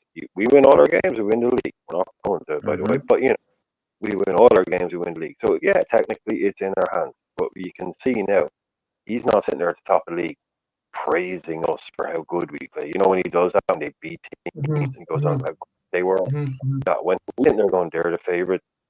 He's pulling out the playbook now. He's a master. He's a master. He's a very good chess player, I would assume. I think Pep plays chess. Knows how to play chess. I like well. Pep. Pep is he's one of the best. You know, you got to respect his management. You know, he's a bit of a slave driver. I've heard from ex-players, but go for a pint. Say again, bro. You wouldn't go for a pint with him though. If you say you can go for a pint with Klopp, you can go for a pint. Yeah, you know what? Pep, I don't think Pep would go for a pint. Pep would probably go for a glass. He'd go for a glass of wine or something. I think he's like he might even get crazy and say make it a white wine or something like that. No. I mean, a drink. You know, for a couple of drinks, basically, whatever. Right. You know, Pep will get weird about stuff, but someone like Klopp obviously would be great crack. But I think maybe I'd even rather go for a drink with Mourinho, to be honest. There you go. He'd be someone I'd like to go for 20 minutes. Well, we are at the sitting here about to open the doors here for you. I'm gonna allow for Ozzy to tell you a little bit more about his channel, and then definitely give some last words. Go ahead, Ozzy. Yeah, appreciate you guys inviting me on the show. So yeah, I have a podcast, a Football Talk podcast. I do daily shows, mainly Liverpool content, but I also do a Premier League match week review as well, which I'll be doing tomorrow. So yeah, feel free to come by, like, share, and subscribe, and yeah, make sure you hit the like button for 12th Man as well, and appreciate your support as always. Always. Thank you for that. Definitely thank you for we saw you, like we saw from High Sky. You had the banner out and be like, hey, I need a lift. I'm like, oh, any day, all day, every day for a red. I got you. Circled back and got you there. That's good. JK, do you want to give a shout before we let the people off to the final destinations? No, I just want to say great day yesterday on Sunday with the results and stuff. Great show today. Subscribe to 12 and Ozzy and Frank. I put the links in the chat, and look forward to Thursday's game. Definitely. And for you, the Irishman, what do you have to say to the people? For tonight, look, Ozzy superstar, brilliant. First time talking to you, first time. But I know you do stuff with Henry, right? No. So this is my own channel. It's just Football Talk podcast. I thought you did stuff with Henry. That's World Talk Football. Sorry. Yeah, you might have a similar name to my channel, but yeah, it's just me. Yeah. No, this first one. No, it's so look. Anybody that's in here that isn't on your channel, then just go on over. Appreciate Not more to say than that. Yeah, great having you on, bro. Ozzy. Thank you. Yes, definitely. Once again, thank you, Oz. You're more than welcome at any time. If you ever need a lift, or you want to, or you just want to fly high, above the sky, and look down and just enjoy the moments on top of the league. Definitely. You're always welcome. Appreciate it. And no, absolutely. And to the chat, of course. Thank you guys all. You guys, we're trying to make these 90-minute shows, but as always, You get double. It's like yeah, right. You get double. You get the double version. You get the double header here. So end up going 3 hours, but all the same. It's all because when we get into these forums and these spaces, especially when it's with fellow Reds, it's always a delight, and it's always someplace that you can grow and actually learn and just feel empowered from, by the sense of, you know, we're able to speak our mind, we're able to do it without like any persecution, and it's a sheer fact of like, hey, you know, we're top of the league. The way it should be, yeah. It's the way it should be, and that's the way it should be too. And you get the kind of insight that we got from Ozzy tonight, which I was really interested in. Yes. Just saying, thanks for that, explaining how it is, you know, during Ramadan, because I've always wondered what that is. But you know, I just want to just put, you know, shout you out for that as well. That was brilliant. No worries at all. No doubt. So, so I will be at the 7 p.m. hour tomorrow. I got the clocks all ready. My stuff's all set to be ready for tomorrow. So I make sure that there's no delay in takeoff time. So until tomorrow, I do ask for you to take care of yourselves, continue to take care of your loved ones. It's important that we all do those two things. And until tomorrow, I'll see you soon.